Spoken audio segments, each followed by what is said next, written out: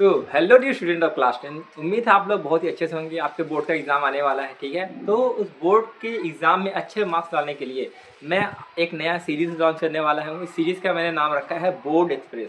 इस board express में खास बात क्या है, इस बोर्ड एक्सप्रेस में आपको देखने को मिलेगा आपके साइंस में जितने भी चैप्टर्स हैं केमिस्ट्री से रिलेटेड, उसको मैंने क्या किया है, सबको अलग अलग सॉल्व कराया है ना। तो मैं जितने भी आपके 2023 और 2024 में बोर्ड में आए हुए क्वेश्चन हैं केमिस्ट्री से रिलेटेड, उसको मैंने अलग अलग से सॉल्व कर दिया है। आप इसे एक्सप्रेस में खास बात यह है कि आपके जितने भी चैप्टर 1, चैप्टर 2, चैप्टर 3, चैप्टर 4 में आपके सिलेबस में है, उस सारे सिलेबस को कवर किया जाएगा। और जो 2023 और 24 में क्वेश्चन आए गए हैं, उसको MCQs को हम लोग एक वीडियो में देखेंगे और शॉर्ट और लॉन्ग टाइप को एक वीडियो में। और सबसे खास बात यह है कि इस वीडियो का जो डाउनलोड, वीडियो में जो भी आपका PDF मिलेगा, जो भी आपको क्वेश्चन वगैरह होंगे, वो डिस्क्रिप्शन में मिल जाएगा। आप लोग वहाँ से जाकर डाउनलोड कर सकते हैं और बाद में प्रैक्टिस कर सकते हैं। सर, इस वीडियो को देखने का फ़ायदा क्या है? इस वीडियो से आपको देखने का फ़ायदा ये होगा कि जो आपके एग्ज़ाम में जितने भी क्वेश्चन आए गए हैं, आप देखिएगा कि किस किस टॉपिक से क्वेश्चन पूछे गए हैं। उस टॉपिक्स को आप अलग से लिख के उस टॉपिक से रिलेटेड उसके थ्योरी, उसके रिएक्शन, उसके कंपाउंड के नेम और कलर को सॉल्व करिएगा, उसको लर्न करिएगा अच्छे से। और इस तरीके से आपका बोर्ड का एग्ज़ाम बहुत ही अच्छे से जाएगा। होप सो ये वीडियो आपके लिए बहुत हेल्पफुल रहेगा, ठीक है। इस वीडियो का पूरा अच्छे से देखिएगा और इसमें जितने भी हम लोग क्वेश्चन करेंगे, उस क्वेश्चन का अगर आपको आंसर पहले से पता हो तो आप कमेंट ज़रूर करिएगा, ठीक है। आइए उसको हम लोग स्टार्ट करते हैं।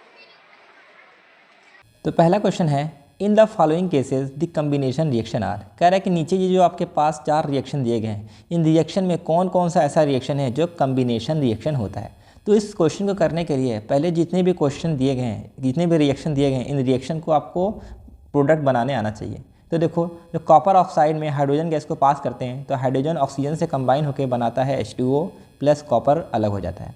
ऐसे जिंक ऑक्साइड जब कार्बन से रिएक्शन करता है, कार्बन इसके ऑक्सीजन के साथ बॉन्ड बनाता है CO प्लस जिंक अलग हो जाता है। जब सोडियम ऑक्सीजन के बीच में रिएक्शन होता है तो बनाता है सोडियम ऑक्साइड, यानी कि Na2O का फॉर्मेशन करता है।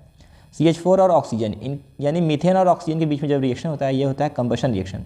कंबशन रिएक्शन में बनता है क्या, कार्बन डाइऑक्साइड और वाटर का फॉर्मेशन होता है। तो ये हो गए इनके प्रोडक्ट। तो हमें बताना है कम्बिनेशन रिएक्शन क्या होता है।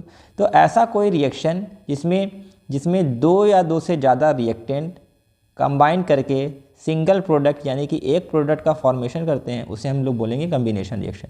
यानी कि अगर हमें ये पता चल जाएगा किस में एक प्रोडक्ट बन रहा है तो वही हमारा आंसर होगा। तो पहले वाले में देखो 2 प्रोडक्ट बन रहा है, वाटर और कॉपर। दूसरे में भी 2 प्रोडक्ट बन रहा है। तीसरे में सिर्फ और सिर्फ एक ही प्रोडक्ट बन रहा है, वो है आपका सोडियम ऑक्साइड। तो एक जिसमें 2 या 2 से ज़्यादा रिएक्टेंट कंबाइन करके एक प्रोडक्ट बनाएगा, वही होता है कम्बिनेशन रिएक्शन। यानी कि थर्ड ऑप्शन क्या है आपका सही है, तो ए वाला only 3 is the example of combination reaction. Last वाला भी कम्बिनेशन रिएक्शन नहीं है, इसमें भी क्या है, 2 प्रोडक्ट हैं। जिसमें एक प्रोडक्ट बनेगा, सिंगल प्रोडक्ट बनेगा, वही होता है कम्बिनेशन रिएक्शन। तो इस हिसाब से तीसरा वाला ऑप्शन क्या है, करेक्ट है। आइए देखते हैं नेक्स्ट क्वेश्चन। तो अगला क्वेश्चन कह रहा है कि when aqueous solution of barium chloride and sodium sulphate react together. कह रहा है कि जब हम लोग बेरियम क्लोराइड का रिएक्शन कराएंगे सोडियम सल्फेट के साथ, फिर क्या होगा, an insoluble substance along with aqueous solution of sodium chloride is form. इन दोनों का जब रिएक्शन होगा तो पहला कोई इनसॉल्युबल सब्सटेंस बनेगा और दूसरा बनेगा आपका सोडियम क्लोराइड का सॉल्यूशन। फिर कह रहा है कि this reaction is an example of. जो बेरियम क्लोराइड और सोडियम सल्फेट के बीच में रिएक्शन हो रहा है, किसका एग्जाम्पल है, कम्बिनेशन रिएक्शन का, डिकम्पोजिशन, डिस्प्लेसमेंट की डबल डिस्प्लेसमेंट। तो पहले इसका देखते हैं रिएक्शन होता क्या है। तो देखो, बेरियम क्लोराइड का फार्मूला होता है BaCl2। बेरियम क्लोराइड का जब रिएक्शन करेंगे सोडियम सल्फेट के साथ, जिसका फार्मूला होता है Na2SO4। तो जब रिएक्शन करेंगे तो जो आपका Ba है वो SO4 के साथ कंबाइन करता है और जो Na है वो Cl के साथ कंबाइन करता है। Ba और SO4 ये कंबाइन करके बनाता है BaSO4, जिसे हम लोग बेरियम सल्फेट बोलते हैं, प्लस Na और Cl ये कंबाइन करके बनता है NaCl। तो वही आपके इसमें क्वेश्चन में कह रहा था कि इसमें बनता है सोडियम क्लोराइड, इसमें हमने बना दिया है सोडियम क्लोराइड। और क्या बनता है, इनसॉल्युबल सब्सटेंस। यानी ये जो बना है यही क्या है आपका, ये आपका होता है इनसॉल्युबल सब्सटेंस। इनसॉल्युबल सब्सटेंस भी होता है। और BaSO4 के कलर के बारे में बात करेंगे तो ये आपका वाइट कलर का प्रेसिपिटेट होता है। क्या होता है, वाइट कलर का प्रेसिपिटेट। तो ऐसा कोई भी रिएक्शन जिसमें प्रेसिपिटेट का फॉर्मेशन होता है वो आपका होता है डबल डिस्प्लेसमेंट रिएक्शन। तो डी वाला ऑप्शन क्या होगा, सही होगा, क्योंकि ये होता है double displacement reaction. Double displacement reaction की एक बात और बता दें, डबल डिस्प्लेसमेंट रिएक्शन में हमें एक्सचेंज ऑफ आयन देखने को मिलता है। क्या होता है, एक्सचेंज ऑफ आयन्स देखने को मिलता है। किसी रिएक्शन में एक्सचेंज ऑफ आयन देखने को मिलेगा तो वो भी क्या होगा, आपका डबल डिस्प्लेसमेंट रिएक्शन। तो इस रिएक्शन में दो दो चीज़ देखने को मिलता है, पहला एक्सचेंज ऑफ आयन, दूसरा होता है प्रेसिपिटेट का फॉर्मेशन। तो इस वजह से डबल डिस्प्लेसमेंट इसका सही आंसर होगा। एक्सचेंज ऑफ आयन कैसे देखने को मिलेगा, देखो होता क्या है, जो आपका Ba होता है इस पे होता है +2 चार्ज, Cl पे होता है -1 चार्ज, सोडियम पे होता है +1 चार्ज, SO4 पे होता है -2 चार्ज। तो ये जो चार्ज है इन दोनों का, ये दोनों लोग जो चार्ज है सामने वाले के साथ एक्सचेंज करते हैं, जब चार्ज एक्सचेंज होगा तो उसे बोलेंगे exchange of ion. Exchange of ion होगा तो आपका डबल डिस्प्लेसमेंट ऑप्शन होगा। तो इस तरीके से इसका हो जाता है आंसर। आइए देखते हैं नेक्स्ट क्वेश्चन। तो नेक्स्ट क्वेश्चन है कि select the correct statement from the following about the reaction. नीचे जो रिएक्शन दिया गया है, इन रिएक्शन को देखते हुए आपको बताना है ये जो स्टेटमेंट है, यानी ये जो ऑप्शन है, कौन सा ऑप्शन सही ऑप्शन होगा। तो पहला कह रहा है कि ये जो रिएक्शन है इसमें कॉपर ऑक्साइड ऑक्सीडाइज हो रहा है, हाइड्रोजन रिड्यूस हो रहा है, हाइड्रोजन ऑक्सीडाइज हो रहा है, कॉपर ऑक्साइड रिड्यूस हो रहा है, कॉपर ऑक्साइड रिड्यूसिंग एजेंट है और हाइड्रोजन आपका ऑक्सीडाइजिंग एजेंट है। यानी कि हमें देखना होगा जो रिएक्शन है इसमें किसका ऑक्सीडेशन हो रहा है, किसका रिडक्शन। तो आइए पहले इस रिएक्शन को हम लोग लिखते हैं। तो क्या है, इसमें कॉपर ऑक्साइड हाइड्रोजन के साथ रिएक्शन करके बनाता है कॉपर प्लस वाटर। अब हमें बस पहचानना है इसमें किसका ऑक्सीडेशन हो रहा है, किसका रिडक्शन हो रहा है। तो अगर आप रिएक्शन को कंपेयर कराएंगे तो जो आपका कॉपर ऑक्साइड है वो किस में कन्वर्ट हो रहा है, कॉपर में। जो हाइड्रोजन है वो किस में कन्वर्ट हो रहा है, वाटर में ना। तो अगर आपको ऑक्सीडेशन रिडक्शन का कॉन्सेप्ट पता होगा तो आपको कर लेंगे, ठीक है। थोड़ा सा इसको कॉन्सेप्ट हम बता देते हैं। तो देखो, ऐसा कोई रिएक्शन जिसमें ऑक्सीजन का एडिशन होता है और हाइड्रोजन रिमूव होता है तो उसका बोला जाता है ऑक्सीडेशन। किसी रिएक्शन में ऑक्सीजन ऐड होता है, हाइड्रोजन रिमूव होता है, उसका होता है ऑक्सीडेशन। किसी रिएक्शन में ऑक्सीजन रिमूव होता है और हाइड्रोजन जाके ऐड होता है तो उस प्रोसेस को बोला जाता है रिडक्शन ना। यही कॉन्सेप्ट आपको लगाना है। तो देखते हैं। तो देखो, इसमें अगर कंपेयर कराओगे, कॉपर ऑक्साइड में पहले ऑक्सीजन लगा था, अब क्या हो गया है, ऑक्सीजन निकल गया।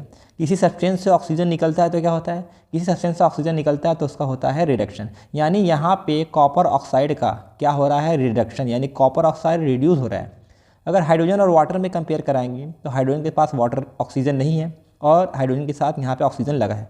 जब किसी सब्सटेंस में ऑक्सीजन जुड़ जाता है, जब किसी सब्सटेंस में ऑक्सीजन ऐड हो जाता है, उसका होता है ऑक्सीडेशन। तो यहाँ पे जो H2 है, H2 का हो रहा है ऑक्सीडेशन, यानी H2 हो रहा है ऑक्सीडाइज। और एक बात और, जिसका रिडक्शन होता है वो कहलाता है ऑक्सीडाइजिंग एजेंट। यानी कॉपर ऑक्साइड किसी तरह बिहेव कर रहा है, ऑक्सीडाइजिंग एजेंट, और जिसका ऑक्सीडेशन होता है वो कहलाता है रिड्यूसिंग एजेंट, यानी H2 है आपका रिड्यूसिंग एजेंट। तो आइए इस हिसाब से देखते हैं कौन सा ऑप्शन सही है। अगर पहले ऑप्शन के बारे में बात करेंगे तो इसमें कह रहा है copper oxide is getting oxidise, H2 is getting reduce. तो कॉपर ऑक्साइड का हो रहा है ऑक्सीडेशन, तो जी नहीं, कॉपर ऑक्साइड का हो रहा है रिडक्शन। तो पहला ऑप्शन यहाँ पे गलत हो गया। सेकंड वाला क्या कह रहा है, H2 is getting oxidise, H2 का ऑक्सीडेशन हो रहा है, सही है। Copper is getting oxide is getting reduce, copper oxide getting reduce, यानी बी वाला ऑप्शन क्या है, बिल्कुल सही है। सी भी देख लेते हैं। कह रहा है कॉपर ऑक्साइड रिड्यूसिंग एजेंट है, तो कॉपर ऑक्साइड ऑक्सीडाइजिंग एजेंट है, तो यहाँ पे भी ऑप्शन गलत है। हाइड्रोजन ऑक्सीडाइजिंग एजेंट है, जी नहीं, हाइड्रोजन है रिड्यूसिंग एजेंट, तो डी वाला भी ऑप्शन क्या है, गलत है। तो आपको सिंपल से ऑप्शन पता होगा ऑक्सीडेशन रिडक्शन का टॉपिक, तो आराम से कंपेयर करके निकाल सकते हैं किसका ऑक्सीडेशन हो रहा है, किसका रिडक्शन हो रहा है। तो आइए बढ़ते हैं नेक्स्ट क्वेश्चन की तरफ। अगला क्वेश्चन है, way lead nitrate powder is heated in a boiling tube. किसी बॉइलिंग ट्यूब में जब हम लोग लीड नाइट्रेट के पाउडर को हीट करेंगे तब क्या होगा, 3 सब्सटेंस आर प्रोड्यूस, 3 सब्सटेंस यानी 3 प्रोडक्ट बनेगा। तो वो तीनों प्रोडक्ट क्या हो सकते हैं, क्या वो PbO होगा, NO+O2 होगा, PbO2 NO और O2 होगा, PbO NO2 और O2 होगा, PbO2 NO2 और O2 होगा। तो कौन सा ऑप्शन सही है। तो पहले आइए देखते हैं लीड नाइट्रेट का फार्मूला क्या होता है। लीड नाइट्रेट का फार्मूला होता है PbNO3 का होल ट्वाइस, ये होता है लीड नाइट्रेट। लीड नाइट्रेट को जब आप लोग हीट करोगे तो ये डिकम्पोज होता है, इसमें लीड ऑक्साइड में, ऑक्सीजन गैस में और NO2 में। तो यही 3 चीज़ बनता है। लीड ऑक्साइड बनता है पहला, दूसरा ऑक्सीजन गैस, तीसरा NO2 गैस। तो 3 प्रोडक्ट बनता है। तो आइए देखते हैं किस ऑप्शन में ये मैच कर रहा है। अगर आप लोग देखेंगे थर्ड वाला ऑप्शन बिल्कुल सही है। थर्ड में PbO बन रहा है, PbO बन रहा है, O2 बन रहा है, O2 बन रहा है, NO2 बन रहा है, NO2 बन रहा है। तो तीसरा ऑप्शन क्या है, सही ऑप्शन है। यानी आपको अगर किसी भी रिएक्शन का प्रोडक्ट बनाने आता है तो उससे भी कई सारे क्वेश्चन क्या हो जाएंगे, सॉल्व हो जाएंगे ना। आइए बढ़ते हैं नेक्स्ट क्वेश्चन की तरफ। अगला क्वेश्चन कह रहा है कि select from the following a decomposition reaction in which source of energy is decomposition in is light. कह रहा है कि ये जो नीचे रिएक्शन दिए गए हैं ये सभी रिएक्शन किसके एग्जाम्पल है, सभी के सभी डीकम्पोजिशन रिएक्शन है। तो आपको बताना ये है कि ये जो डीकम्पोजिशन रिएक्शन है इसमें जो रिएक्शन हो रहा है वो कौन सा ऐसा ऑप्शन है जो रिएक्शन लाइट की वजह से हो रहा है, इसमें जो डीकम्पोजिशन हो रहा है कौन सा ऐसा है जो लाइट की वजह से हो रहा है। तो अगर पहला वाला ऑप्शन देखेंगे तो FeSO4 को बोला जाता है फेरस सल्फेट। फेरस सल्फेट को जब हम लोग हीट करते हैं तब जाके वो डिकम्पोज होता है। वाटर में जब हम लोग इलेक्ट्रिसिटी पास करते हैं यानी बिजली देते हैं, इलेक्ट्रिसिटी पास करते हैं तब जाके वो डिकम्पोज होता है। सिल्वर ब्रोमाइड में जब हम सनलाइट में रखते हैं, सनलाइट में यानी कि सूरज की रोशनी में रखते हैं तब वो जाके डिकम्पोज होता है। कैल्शियम कार्बोनेट को जब हम लोग हीट करते हैं तब जाके वो डिकम्पोज होता है ना। तो पहला वाला जो ऑप्शन है वो किसकी प्रेजेंस में हो रहा है, हीट की प्रेजेंस में, दूसरा वाला इलेक्ट्रिसिटी, तीसरा वाला सनलाइट। तो वही पूछा है कौन सा ऐसा है जो लाइट के प्रेजेंस में हो रहा है, लाइट का मतलब सनलाइट। तो सी वाला ऐसा रिएक्शन है जो सनलाइट की मदद से हो रहा है। तो इस तरीके से इस क्वेश्चन को हम लोग कंप्लीट करते हैं। आइए बढ़ते हैं नेक्स्ट क्वेश्चन की तरफ। तो अगला क्वेश्चन कह रहा है कि MnO2 HCl के साथ रिएक्शन करके बनाता है MnCl2 H2O + Cl2। फिर क्या कह रहा है, the reaction given above is a redox reaction because in this case. कह रहे जो रिएक्शन है ये रिएक्शन कैसा होता है, redox reaction. Sir redox reaction क्या होता है, ऐसा कोई रिएक्शन जिसमें रिडक्शन और ऑक्सीडेशन दोनों हो उसी को बोलेंगे रिडॉक्स रिएक्शन। तो इस हिसाब से कौन सा ऑप्शन सही है। पहला क्या कह रहा है कि MnO2 को ऑक्सीडाइज हो रहा है, HCl रिड्यूस हो रहा है, HCl ऑक्सीडाइज हो रहा है, MnO2 रिड्यूस हो रहा है, MnO2 रिड्यूस हो रहा है, HCl ऑक्सीडाइज हो रहा है ना। तो पहले समझो कह रहा है कि जो रिएक्शन है इस कौन सा ऑप्शन है जो रिडॉक्स रिएक्शन को रिप्रेजेंट करता है। तो मैंने क्या बोला, रिडॉक्स रिएक्शन में रिडक्शन और ऑक्सीडेशन होता है। अगर बी और सी देखेंगे तो बी में सिर्फ ऑक्सीडेशन हो रहा है, सी में सिर्फ रिडक्शन हो रहा है। तो दोनों ऑप्शन तो पहले ही कट कर दिए क्योंकि रिडॉक्स रिएक्शन में दोनों होता है। तो पहले में ऑक्सीडेशन रिडक्शन हो रहा है, दूसरे में भी रिडक्शन और ऑक्सीडेशन हो रहा है। तो ए और लास्ट वाले में इनमें से कोई ऑप्शन होगा सही होगा। तो आइए पहले देखते हैं कि किसका ऑक्सीडेशन हो रहा है किसका रिडक्शन हो रहा है। तो पहले इस रिएक्शन को हम लोग लिखते हैं। देखो MnO2 ये आपका HCl के साथ रिएक्शन करके बना रहा है क्या, MnCl2 + H2O + Cl2। अब बस आपको पहचानना है इनमें से इन दोनों में से किसका ऑक्सीडेशन हो रहा है किसका रिडक्शन हो रहा है। तो देखो अगर आप MnO2 का कंपेयर कराएंगे MnCl2 के साथ ना, इसमें देखो मैग्नीज में ऑक्सीजन लगा हुआ है या मैग्नीज में ऑक्सीजन क्या हो गया, हट गया, उसकी जगह Cl लग गया है। तो किसी सब्सटेंस में ऑक्सीजन रिमूव हो जाता है तो उसका होता है रिडक्शन। यानी कि इसमें जो आपका MnO2 है उसका हो रहा है रिडक्शन। क्यों रिडक्शन हो रहा है, क्योंकि इसमें ऑक्सीजन क्या हो गया, प्रोडक्ट में हट गया है। अगर आप HCl का कंपेरिजन कराएंगे Cl2 के साथ तो इसमें क्लोरीन के साथ हाइड्रोजन लगा हुआ है, इसमें क्लोरीन में हाइड्रोजन निकल गया है। जब किसी सब्सटेंस से हाइड्रोजन रिमूव होता है तो उसका होता है आपका ऑक्सीडेशन। तो यहाँ पे जो HCl है HCl का हो रहा है ऑक्सीडेशन। क्यों, क्योंकि इसमें हाइड्रोजन क्या हो गया, रिमूव हो गया। तो MnO2 का रिडक्शन हो रहा है, HCl का ऑक्सीडेशन हो रहा है। तो आइए देखते हैं, आप ऑप्शन को मैच करते हैं। देखो MnO2 का ऑक्सीडेशन हो रहा है, HCl का रिडक्शन हो रहा है। तो पहला ऑप्शन गलत है। क्यों, क्योंकि MnO2 का रिडक्शन हो रहा है। तो लास्ट वाला ऑप्शन डी वाला सही है क्योंकि MnO2 को हो रहा है रिडक्शन, HCl का हो रहा है ऑक्सीडेशन। तो इस तरीके से हम लोग इसको सॉल्व कर सकते हैं। आइए बढ़ते हैं नेक्स्ट क्वेश्चन की तरफ। अगला क्वेश्चन है an iron nail is placed in solution of copper sulphate. कह रहा है कि कॉपर सल्फेट के सॉल्यूशन में हमने आयरन नेल को प्लेस कर दिया, रख दिया, डुबो दिया है। फिर क्या कर रहा है, the nail is taken out after 15 minute. इस कॉपर सल्फेट के सॉल्यूशन में आयरन नेल को 15 मिनट तक छोड़ देना है। उसके बाद जब हम लोग आयरन नेल को 15 मिनट बाद निकालते हैं तो the nail will be found to be covered with, nail cover हो जाता है, नेल पर कोटिंग लग जाता है। किसकी कोटिंग होती है, वो उस पर ब्लू कलर का कुछ डिपॉजिट हो जाता है, ब्राउन कलर का सब्सटेंस डिपॉजिट होता है, ग्रे कलर का सब्सटेंस डिपॉजिट होता है या ग्रीन कलर का सब्सटेंस डिपॉजिट होता है। तो पहले इस रिएक्शन को समझिए। देखो इसमें कह रहा है कि जो आयरन नेल होता है, आयरन नेल बोले तो Fe मतलब होता है आयरन। आयरन नेल को हम लोग किस में रखते हैं, आयरन नेल को रखते हैं कॉपर सल्फेट के सॉल्यूशन में, इसका फार्मूला होता है CuSO4।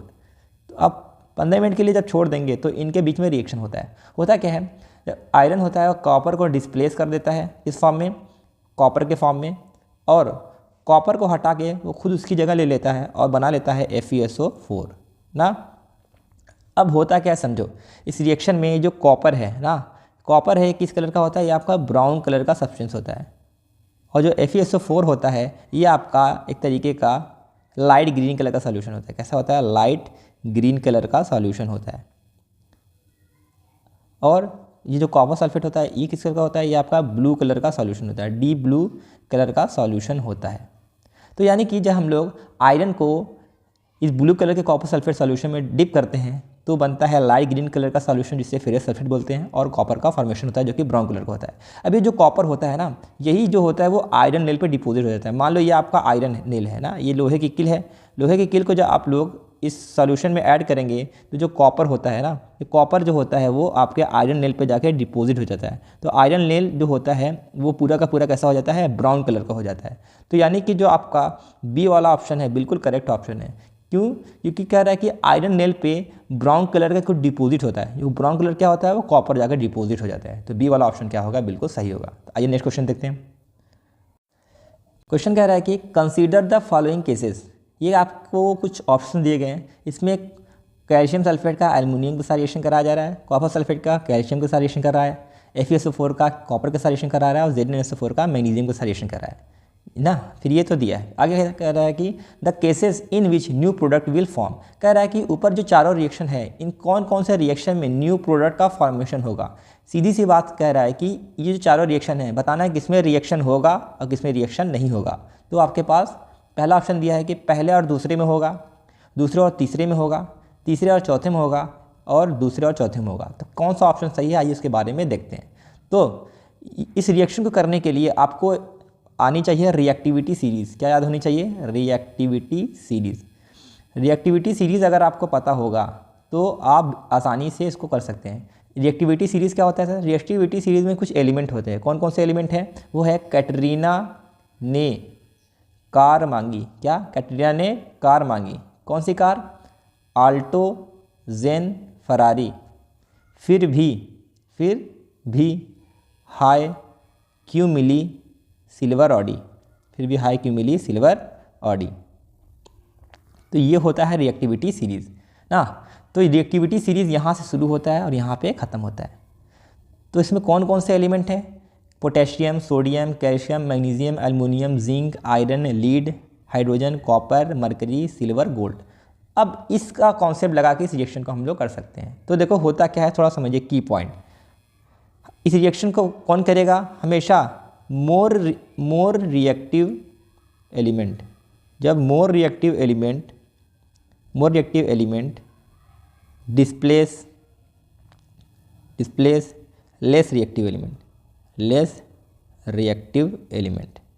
जब more reactive element less reactive element को डिस्प्लेस करेगा तब जाके वो रिएक्शन क्या होगा। तो पहले हम पहला ऑप्शन देखते हैं और देखते हैं इसको सॉल्व कैसे करते हैं। तो अगर आप पहले ऑप्शन में देखेंगे तो इसमें जो एल्युमिनियम है वो किसको डिस्प्लेस करता है? कैल्शियम को। अगर एल्युमिनियम ज़्यादा रिएक्टिव होगा कैल्शियम को से तो वो क्या करेगा? उसको डिस्प्लेस कर देगा। तो रिएक्टिविटी सीरीज़ में देखते हैं एल्युमिनियम कहाँ पे आता है। एल्युमिनियम कहाँ पे है? यहाँ पे है एल्युमिनियम। ठीक है, ये है एल्युमिनियम। और कैल्शियम कहाँ पे है? कैल्शियम है यहाँ पे ना। तो देखो जो एलिमेंट पहले आता है वो ज़्यादा रिएक्टिव होता है, जो बाद में होता है वो लेस रिएक्टिव है। यानी एल्युमिनियम लेस रिएक्टिव है, कैल्शियम ज़्यादा रिएक्टिव है। तो लेस रिएक्टिव मोर रिएक्टिव को डिस्प्लेस नहीं कर सकता, इसलिए पहला रिएक्शन नहीं होगा। बी वाला देखते हैं। बी वाले में है कैल्शियम रिएक्शन कर रहा है CuSO4 के साथ। तो क्या कैल्शियम कॉपर को डिस्प्लेस कर सकता है? आइए देखते हैं। कैल्शियम कहाँ पे है? कैल्शियम है यहाँ पे। और कॉपर कहाँ पे है? कॉपर है लास्ट में ना। तो जो पहले होता है वो मोर रिएक्टिव होता है, जो बाद में होता है वो लेस रिएक्टिव होता है। यानी कैल्शियम कॉपर से ज़्यादा रिएक्टिव है। कैल्शियम कॉपर से ज़्यादा रिएक्टिव है, इसलिए रिएक्शन क्या हो जाएगा? कंप्लीट हो जाएगा। सी वाला देखो, कॉपर का रिएक्शन हो रहा है आयरन के साथ FeSO4, यानी इसको कॉपर आयरन को डिस्प्लेस करेगा। तो कॉपर कहाँ है? कॉपर है यहाँ पे, आयरन है कहाँ पे? यहाँ पे। तो आयरन ज़्यादा रिएक्टिव है, कॉपर लेस रिएक्टिव है। तो लेस रिएक्टिव मोर रिएक्टिव को डिस्प्लेस नहीं कर सकता। यानी कॉपर अगर रिएक्शन करने आएगा तो आयरन को डिस्प्लेस नहीं कर पाएगा, तो रिएक्शन नहीं होगा, क्योंकि कॉपर लेस रिएक्टिव होता है, आयरन मोर रिएक्टिव होता है। अगला देखेंगे, मैग्नीशियम है वो ZnSO4 से रिएक्शन करेगा, तो Zn को डिस्प्लेस कर पाएगा कि नहीं? आइए देखते हैं। मैग्नीशियम कहाँ पे है? यहाँ पे है मैग्नीशियम। और जिंक कहाँ पे है? यहाँ पे है जिंक। मैग्नीशियम पहले आ रहा है तो मोर रिएक्टिव है, जिंक बाद में आ रहा है तो लेस रिएक्टिव है। तो मोर रिएक्टिव लेस रिएक्टिव को डिस्प्लेस करेगा, इस वजह से ये भी रिएक्शन होगा। मैं लिखा ना, मोर रिएक्टिव एलिमेंट जब डिस्प्लेस करेगा लेस रिएक्टिव को तो वो रिएक्शन हो जाएगा। तो यानी कि बी और डी वाला ऐसा है जो रिएक्शन होगा। तो बी और डी कहाँ पे है? ऑप्शन में देखेंगे बी और डी कहाँ पे है? यह है। तो डी वाला ऑप्शन सही होगा, क्योंकि बी और डी में रिएक्शन हो रहा है और किसी में रिएक्शन देखने को नहीं मिलता है। तो रिएक्टिविटी सीरीज़ अगर आपको याद होगा तो इस तरीके से आप रिएक्शन को कर सकते हैं। आइए देखते हैं नेक्स्ट क्वेश्चन। तो अगला क्वेश्चन कह रहा है कि which of the following reaction is an endothermic reaction. ये जो नीचे आपके पास चारों रिएक्शन दिए गए हैं, चारों ऑप्शन दिए गए हैं, कौन सा ऐसा ऑप्शन है जो एंडोथर्मिक रिएक्शन होता है। सर एंडोथर्मिक रिएक्शन क्या होता है? ऐसा कोई रिएक्शन जिसमें हीट एब्जॉर्ब हो, हीट एब्जॉर्ब हो, हीट हो आपका एब्जॉर्ब, यानी किसी रिएक्शन को हीट कराने के लिए हमें हीट देना पड़े, किसी रिएक्शन को कराने के लिए हमें अगर हीट देना पड़ेगा तो होता है एंडोथर्मिक रिएक्शन। देखो पहला है burning of coal. Burning of coal मतलब कोयले को जलाना। तो जब कोयले को जलाते हैं तो उसमें हीट रिलीज़ होता है। क्या होता है? हीट रिलीज़ होता है। अगर हीट रिलीज़ होगा तो वो होता है एक्सोथर्मिक रिएक्शन, क्योंकि एक्सोथर्मिक रिएक्शन में हीट रिलीज़ होता है, एंडोथर्मिक में हीट एब्जॉर्ब होता है। तो पहला ऑप्शन क्या है आपका? गलत हो गया। हमें क्या ढूंढना है? एंडोथर्मिक। फिर बी वाला क्या कर रहा है? Decomposition of vegetable matter into compost, यानी सब्जी का डिकम्पोज होके कंपोस्ट मतलब खाद बनना। तो जब वेजिटेबल डिकम्पोज होके कंपोस्ट बनता है तो इसमें भी हीट रिलीज होता है, यानी ये भी क्या है आपका? एक्सोथर्मिक रिएक्शन है। तो बी वाला भी ऑप्शन आपका गलत हो गया। ठीक है। कह रहा है प्रोसेस ऑफ रेस्पायरेशन। रेस्पायरेशन जो प्रोसेस होता है इसमें भी क्या होता है? हीट रिलीज होता है, यानी ये भी क्या होता है? एक तरीके का एक्सोथर्मिक रिएक्शन होता है। तो ये भी ऑप्शन गलत है। डी वाला कह रहा है decomposition of calcium carbonate to form quick lime and carbon dioxide. कह रहा है कि जो आपका कैल्शियम कार्बोनेट होता है इसका फार्मूला होता है CaCO3।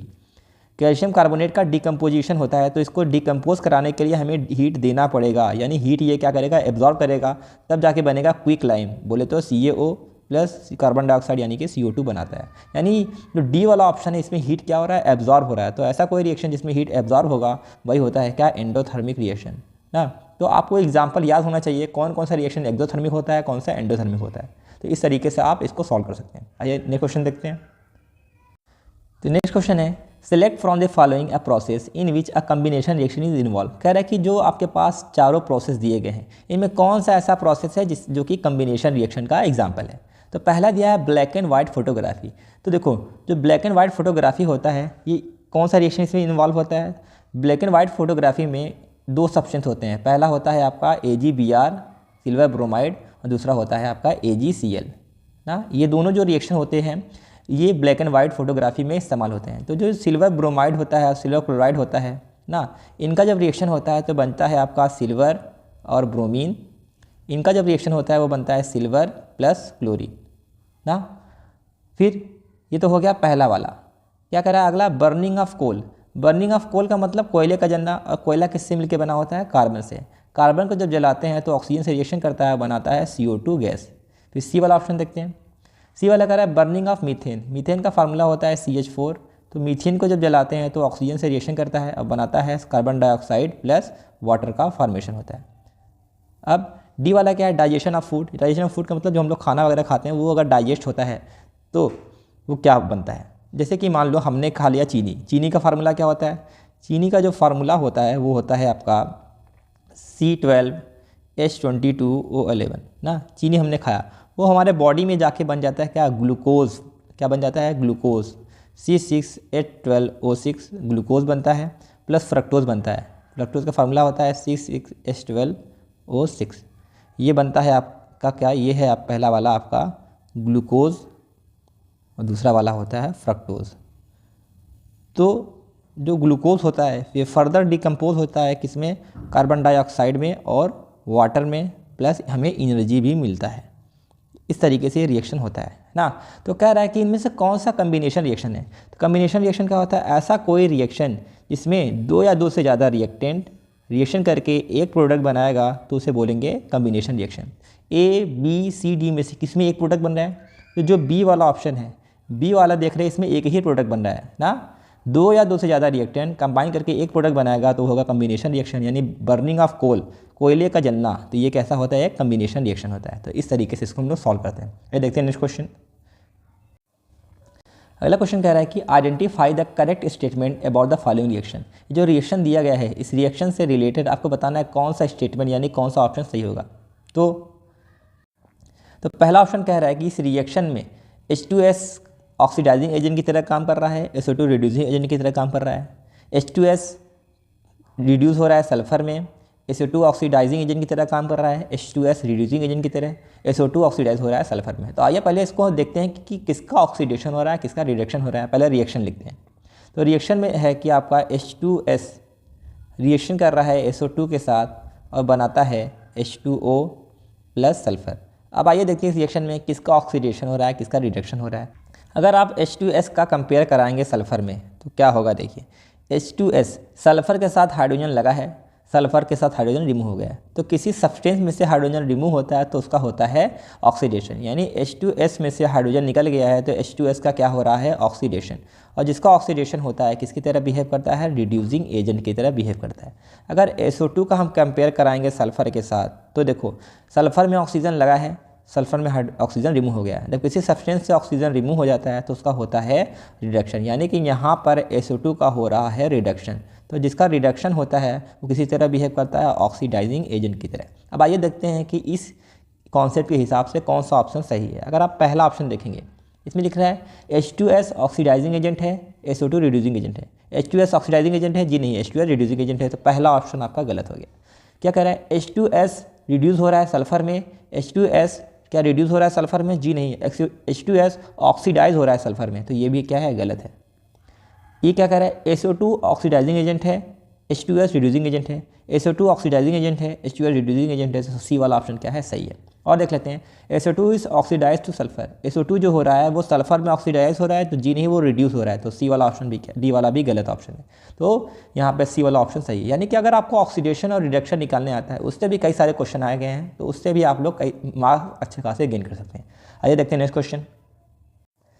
पहला क्वेश्चन है कि solid calcium oxide react vigorously with water to form calcium hydroxide. कह रहा है कि जब हम लोग कैल्शियम ऑक्साइड का रिएक्शन कराएंगे वाटर के साथ तो क्या बनाता है, कैल्शियम हाइड्रोक्साइड बनाता है। अगर रिएक्शन लिखना चाहेंगे तो कैल्शियम ऑक्साइड का फार्मूला होता है CaO। तो कैल्शियम ऑक्साइड का हम लोग रिएक्शन कराएंगे वाटर के साथ तो क्या बनता है, कैल्शियम हाइड्रोक्साइड बनता है, जिसका फार्मूला होता है CaOH का होल ट्वाइस। ठीक है। फिर आगे क्या कह रहा है, कह रहा है कि एक्कम्पेंड बाई लिबरेशन ऑफ हीट। और साथ ही साथ इस रिएक्शन में क्या होता है, हीट भी रिलीज होता है। साथ ही साथ इस रिएक्शन में क्या होता है, हीट रिलीज होता है। ओके। फिर आगे क्या कह रहा है, फ्रॉम द इंफॉर्मेशन, ये जो हम लोगों ने अभी स्टेटमेंट पढ़ा है इस स्टेटमेंट के हिसाब से it may be concluded that this reaction, ये जो हम लोगों ने अभी रिएक्शन लिखा है इस रिएक्शन में हो क्या रहा है। पहला ऑप्शन है जो रिएक्शन है ये एंडोथर्मिक है और pH का जो सॉल्यूशन का pH है वो 7 से ज़्यादा है। क्या ये रिएक्शन एक्सोथर्मिक है और सॉल्यूशन का pH 7 है। क्या रिएक्शन एंडोथर्मिक है, सॉल्यूशन का pH 7 है। क्या रिएक्शन एक्सोथर्मिक है, सॉल्यूशन का pH 7 से ज़्यादा है ना। तो पहला चीज़ तो यहाँ से हमें एक आंसर तो मिल सकता है। ऐसा कोई रिएक्शन जिसमें हीट निकलता है तो वो क्या होता है, एक्सोथर्मिक रिएक्शन होता है। कैसा होता है, एक्सोथर्मिक रिएक्शन। तो कौन कौन सा ऑप्शन में एक्सोथर्मिक दिया है, बी वाला ऑप्शन में एक्सोथर्मिक है और डी वाले में है ना। यानी कि पहला वाला रिएक्शन कट कर दो और सी वाला भी, क्योंकि ये दोनों है एंडोथर्मिक रिएक्शन। तो ये तो हो गए कट। ठीक, क्या कह रहे हैं, तो बी और सी में से कोई हो सकता है। तो बी में क्या कह रहा है, सॉल्यूशन का pH 7 है, सॉल्यूशन का pH 7 से ज़्यादा है। अगर आप pH का कॉन्सेप्ट थोड़ा बहुत भी पढ़े होंगे तो थोड़ा बता दे रहे हैं। pH का कॉन्सेप्ट समझो, जब सॉल्यूशन का जब किसी सॉल्यूशन में क्या होगा, बेस होगा। क्या होगा, किसी सॉल्यूशन में बेस पाया जाएगा तो उसका जो pH वैल्यू होता है वो 7 से ज़्यादा होता है। जब किसी सॉल्यूशन में एसिड पाया जाता है तो उसका pH वैल्यू 7 से कम होता है। जब किसी सॉल्यूशन में ना एसिड होता है ना बेस होता है, वो कैसा होता है, न्यूट्रल होता है, तो उसका pH वैल्यू कितना होता है, 7 के बराबर होता है। तो जो कैल्शियम हाइड्रोक्साइड होता है वो एक तरह का बेस होता है। तो अगर बेस होगा तो सॉल्यूशन का जो pH होगा वो क्या होगा, मोर देन 7। सॉल्यूशन का pH होगा मोर देन 7। तो इसमें जो डी वाला ऑप्शन है इसमें लिखा है कि ये तो एक्सोथर्मिक है, तो जी हाँ एक्सोथर्मिक है। और क्या कह रहा है कि pH of solution is more than 7, solution का pH क्या है, 7 से ज़्यादा है। तो डी वाला ऑप्शन सही है। बी वाला ऑप्शन गलत है। क्यों गलत है, किसी इसमें लिखा है कि pH of solution is 7, solution का pH 7 होता है, तो 7 नहीं होगा। 7 कब होगा, जब वो न्यूट्रल होगा ना। तो यहाँ पे तो बेस बन रहा है, अब बेस की वजह से सॉल्यूशन का pH 7 से ज़्यादा होता है। तो डी वाला ऑप्शन सही है। यानी कि आपका चैप्टर 1 प्लस चैप्टर 2 ये दोनों चैप्टर को मिला के ये क्वेश्चन को बनाया है। आइए देखते हैं अगला क्वेश्चन। नेक्स्ट क्वेश्चन कह रहा है कि identify the product X obtain in the following chemical reaction. ये जो रिएक्शन दिया गया है इस रिएक्शन में क्या कर रहा है, देखो कैल्शियम कार्बोनेट को हीट करके बन रहा है कोई कंपाउंड X और CO2 गैस निकल रहा है। कि ये जो ये X कंपाउंड है वो क्या हो सकता है, क्विक लाइम हो सकता है, जिप्सम हो सकता है, लाइम स्टोन हो सकता है कि प्लास्टर ऑफ पेरिस होता है। तो जो क्विक लाइम होता है उसका फार्मूला होता है CaO को बोला जाता है हम लोग क्विक लाइम बोलते हैं। लाइम स्टोन का फार्मूला होता है CaCO3। जिप्सम का फार्मूला होता है आपका CaSO4.2H2O और प्लास्टर ऑफ पेरिस का फार्मूला होता है CaSO4.12H2O। यानी कि ये जो X है वो क्या बनेगा, पहले आइए इसको रिएक्शन को करते हैं। तो देखो जब हम लोग कैल्शियम कार्बोनेट को हीट करते हैं तो वो बनाता है CaO प्लस CO2 बनाता है। क्या बनाता है, ये बनाता है आपका क्विक लाइम और कार्बन डाइऑक्साइड ना। यानी जो X है, ये जो X है वो X क्या है आपका CaO है। तो किस ऑप्शन में CaO है, तो जब हम कंपेयर कराएंगे पहला ऑप्शन क्या है CO को बोला जाता है क्विक लाइम बोला जाता है। तो पहला ऑप्शन सही है क्योंकि X की जगह क्या बन रहा है CO। इसके अलावा कुछ और बनता तो ऑप्शन कुछ और होता है। तो ये वाला ऑप्शन बिल्कुल करेक्ट है। आइए देखते हैं अगला क्वेश्चन कह रहा है कि which one of the following reaction is different from the remaining 3। कह रहा है कि इसमें आपके पास 4 रिएक्शन दिए गए हैं, इन चारों रिएक्शन में से बताना है कि कौन सा ऐसा रिएक्शन है जो तीनों रिएक्शन से अलग है। 4 रिएक्शन है, इसमें से एक रिएक्शन बिल्कुल डिफरेंट है और 3 रिएक्शन बिल्कुल सेम है। तो अगर आप रिएक्शन को कंपेयर कराएंगे तो ये रिएक्शन हो क्या कर रहा है, देखो ये जो है आपका NaCl AgNO3 के साथ रिएक्शन करके बना रहा है AgCl और NaNO3 बना रहा है। तो हुआ क्या, इसमें सिल्वर जो है वो क्लोरीन के साथ कंबाइन करके AgCl बनाएगा और सोडियम है वो NO3 के साथ कंबाइन करके NaNO3 बनाता है।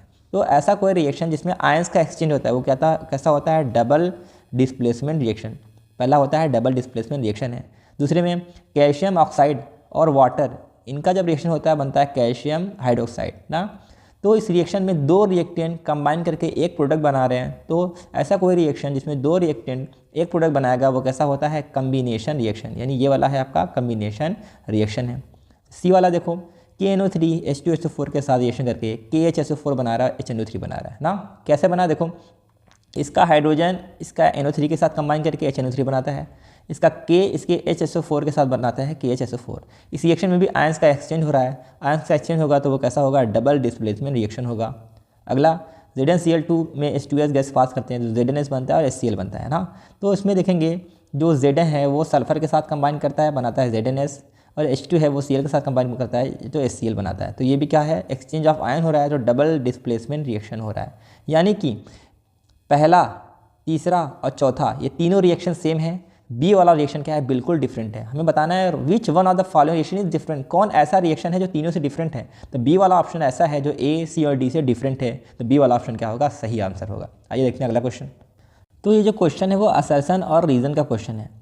सर ये क्या होता है, असर्शन एक तरीके का स्टेटमेंट होता है और रीज़न उसका एक्सप्लेनेशन होता है। तो हमें बताना है कि जो स्टेटमेंट और रीज़न है क्या सही है कि गलत है। आइए पहले इसको देखते हैं। कह रहा है कि a piece of zinc metal get reddish brown coating when kept in copper sulphate solution for some time. कह रहा है कि जब हम लोग जिंक मेटल को कॉपर सल्फेट के सॉल्यूशन में रखते हैं तो जो जिंक मेटल होता है उस पर रेडिश ब्राउन कलर का कोटिंग लग जाता है। तो क्या ये बात सही है कि नहीं, तो आइए पहले रिएक्शन के मदद से समझते हैं। तो देखो जिंक मेटल यानी कि जिंक का जब हम लोग रिएक्शन कराएंगे कॉपर सल्फेट यानी कि CuSO4 के साथ, तो क्या होता है, जिंक कॉपर को डिस्प्लेस करता है और कॉपर बेचारा अलग हो जाता है, और जिंक होता है वो कॉपर की जगह लग जाता है, बनाता है ZnSO4 ना। अब जो कॉपर बना है ना, इस कॉपर का कलर क्या था, ये आपका होता है रेडिश ब्राउन। कैसा होता है, ये होता है आपका रेडिश ब्राउन कलर का सब्सटेंस होता है। अब होता क्या है इस रिएक्शन में, जो आपका जिंक मेटल होता है ना, इस जिंक मेटल को जैसे ही आप कॉपर सल्फेट के सॉल्यूशन में डिप करेंगे तो कॉपर को डिस्प्लेस करता है, और ये जो कॉपर होता है ना वो जिंक मेटल के ऊपर आकर डिपोजिट हो जाता है। और जिंक मेटल के ऊपर जैसे डिपोजिट हो जाएगा कॉपर, तो जिंक मेटल का कलर कैसा हो जाएगा, रेडिश ब्राउन। यानी कि जो आपका असर्शन है बिल्कुल सही है, असर्शन इज़ ट्रू, असर्शन आपका सही है। आइए अब देखते हैं रीज़न को। रीज़न क्या कह रहा है, ऐसा इसलिए होता है क्योंकि copper is more reactive then zinc. जो कॉपर है ना वो ज़्यादा रिएक्टिव होता है जिंक से, तो बिल्कुल गलत बात है। तो देखिए रिएक्टिविटी सीरीज़ में जिंक पहले आता है और कॉपर बाद में आता है, ठीक है। तो जो एलिमेंट पहले आता है वो ज़्यादा रिएक्टिव होता है, जो एलिमेंट बाद में आता है वो कम रिएक्टिव है। तो zinc is more reactive than copper. Reason में कह रहा है copper is more reactive then zinc, तो बिल्कुल गलत है ना। तो इस हिसाब से जो रीज़न है वो क्या है आपका, फॉल्स है। क्या है, फॉल्स। तो असर्शन ट्रू है, रीज़न फॉल्स है। तो देखते हैं कौन सा ऑप्शन होगा। तो आइए देखते हैं कौन सा आपका ऑप्शन सही होगा। तो देखिए इसमें हम लोगों ने क्या किया, असर्शन ट्रू है और रीज़न क्या है, फॉल्स है। तो अगर आप देखेंगे सी वाला ऑप्शन ना, सी वाला ऑप्शन में कह रहा है कि assertion is true, reason is false. तो सी वाला ऑप्शन क्या है आपका करेक्ट ऑप्शन है। अब आइए देखते हैं नेक्स्ट क्वेश्चन।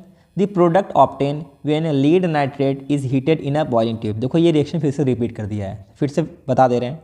लीड नाइट्रेट का फार्मूला होता है PbNO3 का होल ट्वाइस। तो जो लीड नाइट्रेट होता है इसको अगर हम लोग क्या करेंगे, बॉइलिंग ट्यूब में रख के हीट करेंगे तो क्या बनता है लीड ऑक्साइड, नाइट्रोजन डाइऑक्साइड और ऑक्सीजन, ये 3 चीज़ बनता है। तो पहला, दूसरा, तीसरा।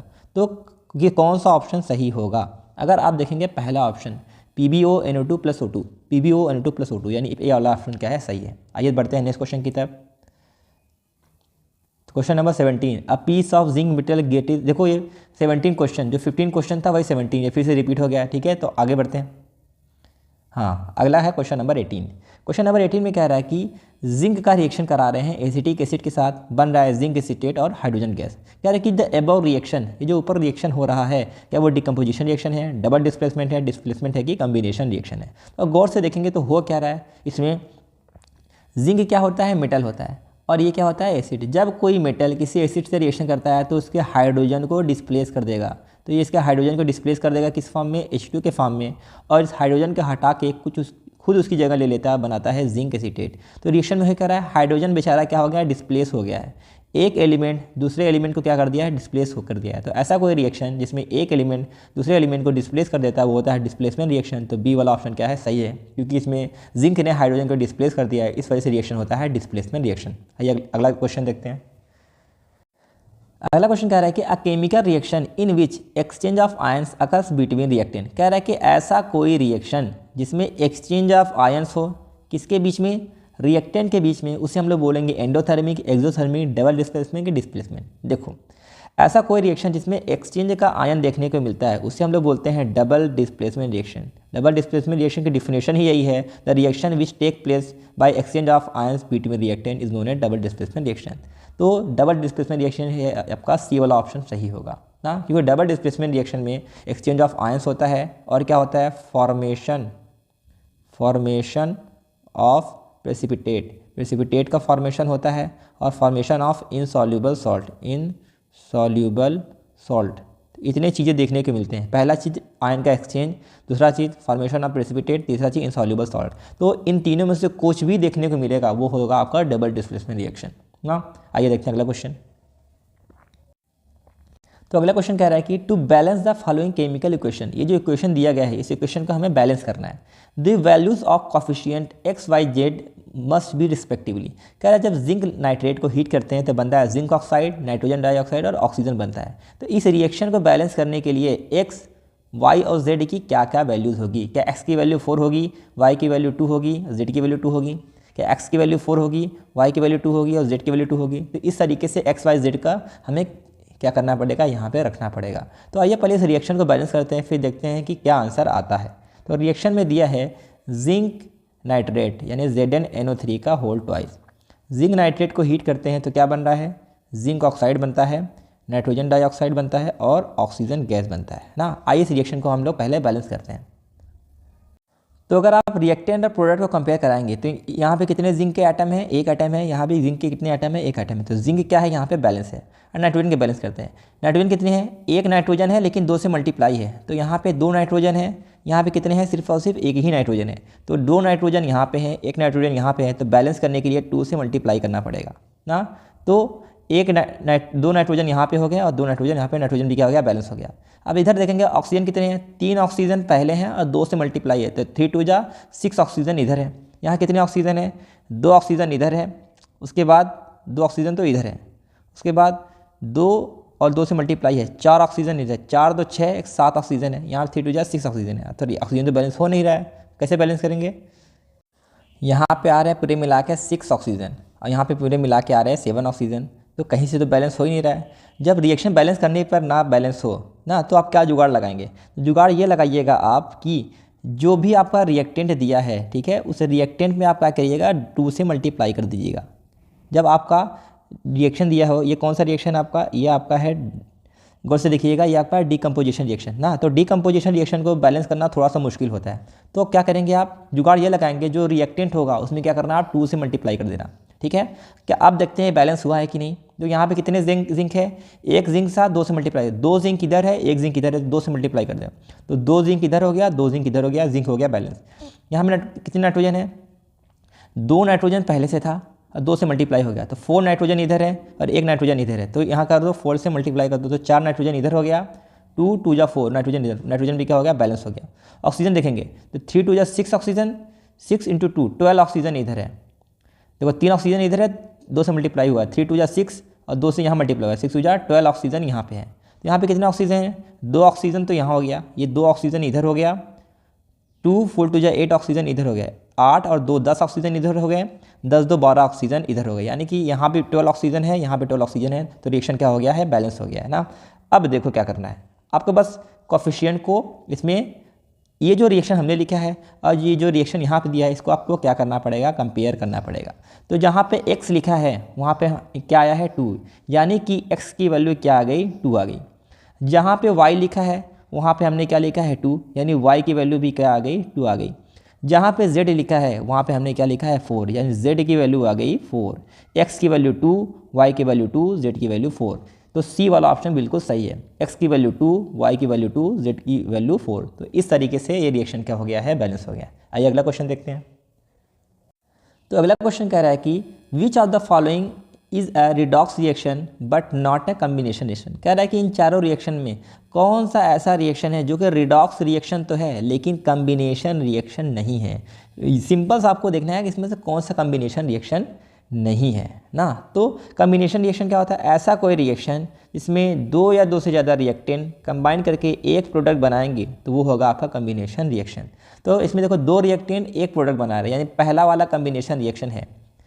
तो दूसरा देखते हैं, इसमें 2 रिएक्टेंट कंबाइन करके एक प्रोडक्ट बना रहा है, तो दूसरा वाला भी कम्बिनेशन रिएक्शन है। तीसरा वाला देखो 2 रिएक्टेंट कंबाइन करके एक प्रोडक्ट बना रहा है, तो ये भी क्या है, कम्बिनेशन रिएक्शन है। तो इसमें देखो 2 रिएक्टेंट और 2 प्रोडक्ट हैं, एक प्रोडक्ट होता है तो कम्बिनेशन, तो नहीं, यानी कि ये आपका कम्बिनेशन रिएक्शन नहीं है। तो वही इसमें पूछ रहा था कि which are the following redox reaction but not a combination reaction, इनमें से कौन सा रिडॉक्स रिएक्शन है, कम्बिनेशन रिएक्शन नहीं है। तो डी वाला जो है इसमें आयरन का हो रहा है रिडक्शन और CO को हो रहा है ऑक्सीडेशन, तो ये रिडॉक्स रिएक्शन है लेकिन कम्बिनेशन रिएक्शन नहीं है। तो डी वाला ऑप्शन सही होगा क्योंकि इसमें कम्बिनेशन रिएक्शन नहीं हो रहा है और इसमें पूछ भी रहा है कि कौन सा नहीं है, तो डी वाला नहीं है, तो डी वाला ही करेक्ट ऑप्शन होगा। तो इस तरीके से वो आपको परेशान करेगा, ठीक है। तो आप हमेशा हर पल तैयार रहिएगा क्वेश्चन को सॉल्व करने के लिए। आइए अगला क्वेश्चन देखते हैं। तो अगला क्वेश्चन कह रहा है कि which of the following is not a thermal decomposition reaction, इनमें से कौन सा थर्मल डिकम्पोजिशन रिएक्शन नहीं होता है। मतलब समझो, थर्मल डिकम्पोजिशन रिएक्शन क्या होता है, ऐसा कोई रिएक्शन जो कि हीट करने पर हो उसे हम लोग बोलेंगे थर्मल डिकम्पोजिशन रिएक्शन। तो पहला वाला ऑप्शन जो है, फेरस सल्फेट को जब हम लोग हीट करेंगे तब जाके बनता है ferric oxide, sulphur dioxide, sulphur dioxide. Calcium carbonate को जब हम लोग हीट करेंगे तो बनेगा कैल्शियम ऑक्साइड, कैल्शियम कार्बोनेट को हीट करेंगे तो बनेगा कैल्शियम ऑक्साइड और कार्बन डाइऑक्साइड।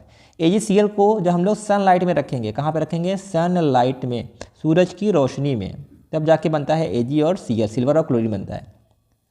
लीड नाइट्रेट को जब हम लोग हीट करते हैं तो वो क्या होता है, लीड ऑक्साइड NO2 और O2 गैस बनाता है। तो ये कह रहा है कि which of the following is not a thermal decomposition reaction, कौन सा ऐसा रिएक्शन है जो हीट करने पर नहीं हो रहा है। तो सी वाला ऐसा ऑप्शन है जो हीट करने पर नहीं हो रहा है बल्कि सनलाइट के प्रेजेंस में हो रहा है, सूरज की रोशनी में हो रहा है ना। तो पहला वाला हीट के प्रेजेंस में हो रहा है, बी वाला भी और डी वाला भी। तो कौन सा नहीं है वही पूछना है। तो AgCl है वो नहीं हो रहा है, तो सी वाला ऑप्शन क्या है, करेक्ट है। अगला क्वेश्चन देखते हैं। इस टाइप को रिएक्शन को करने के लिए आपको ये चीज़ पहले से पता होनी चाहिए, कौन सा रिएक्शन हीट करने पर होता है, कौन सा सनलाइट के प्रेजेंस में होता है, कौन सा इलेक्ट्रिसिटी के प्रेजेंस में होगा ना। तो जो टाइप ऑफ रिएक्शन है उसके एग्जांपल आप लोग अच्छे से याद करिएगा। तो 23 वाला क्वेश्चन क्या कह रहा है कि इन इलेक्ट्रोलिसिस ऑफ वाटर, जब हम लोग वाटर का इलेक्ट्रोलिसिस करते हैं, फिर if the mass of gas collected at anode is Ma, कह रहा है कि जब वाटर के इलेक्ट्रोलिसिस करते हैं तो एनोड पर जो मास, गैस का मास इकट्ठा होता है उसको हम Ma नाम रखते हैं, मास एट एनोड। और mass of gas collected at cathode is mc। कह रहा है कि जो कैथोड पर मतलब गैस का मास इकट्ठा होता है उसको हम mc रखते हैं, तो जो वैल्यू होगा mc अपॉन m, यानी कि कैथोड पे जो मास होगा अपॉन एनोड पर जो मास होगा उनका रेशियो क्या होगा, ये आपके पास ऑप्शन है। पहले देखते हैं इलेक्ट्रोलिसिस ऑफ वाटर का मतलब क्या होता है।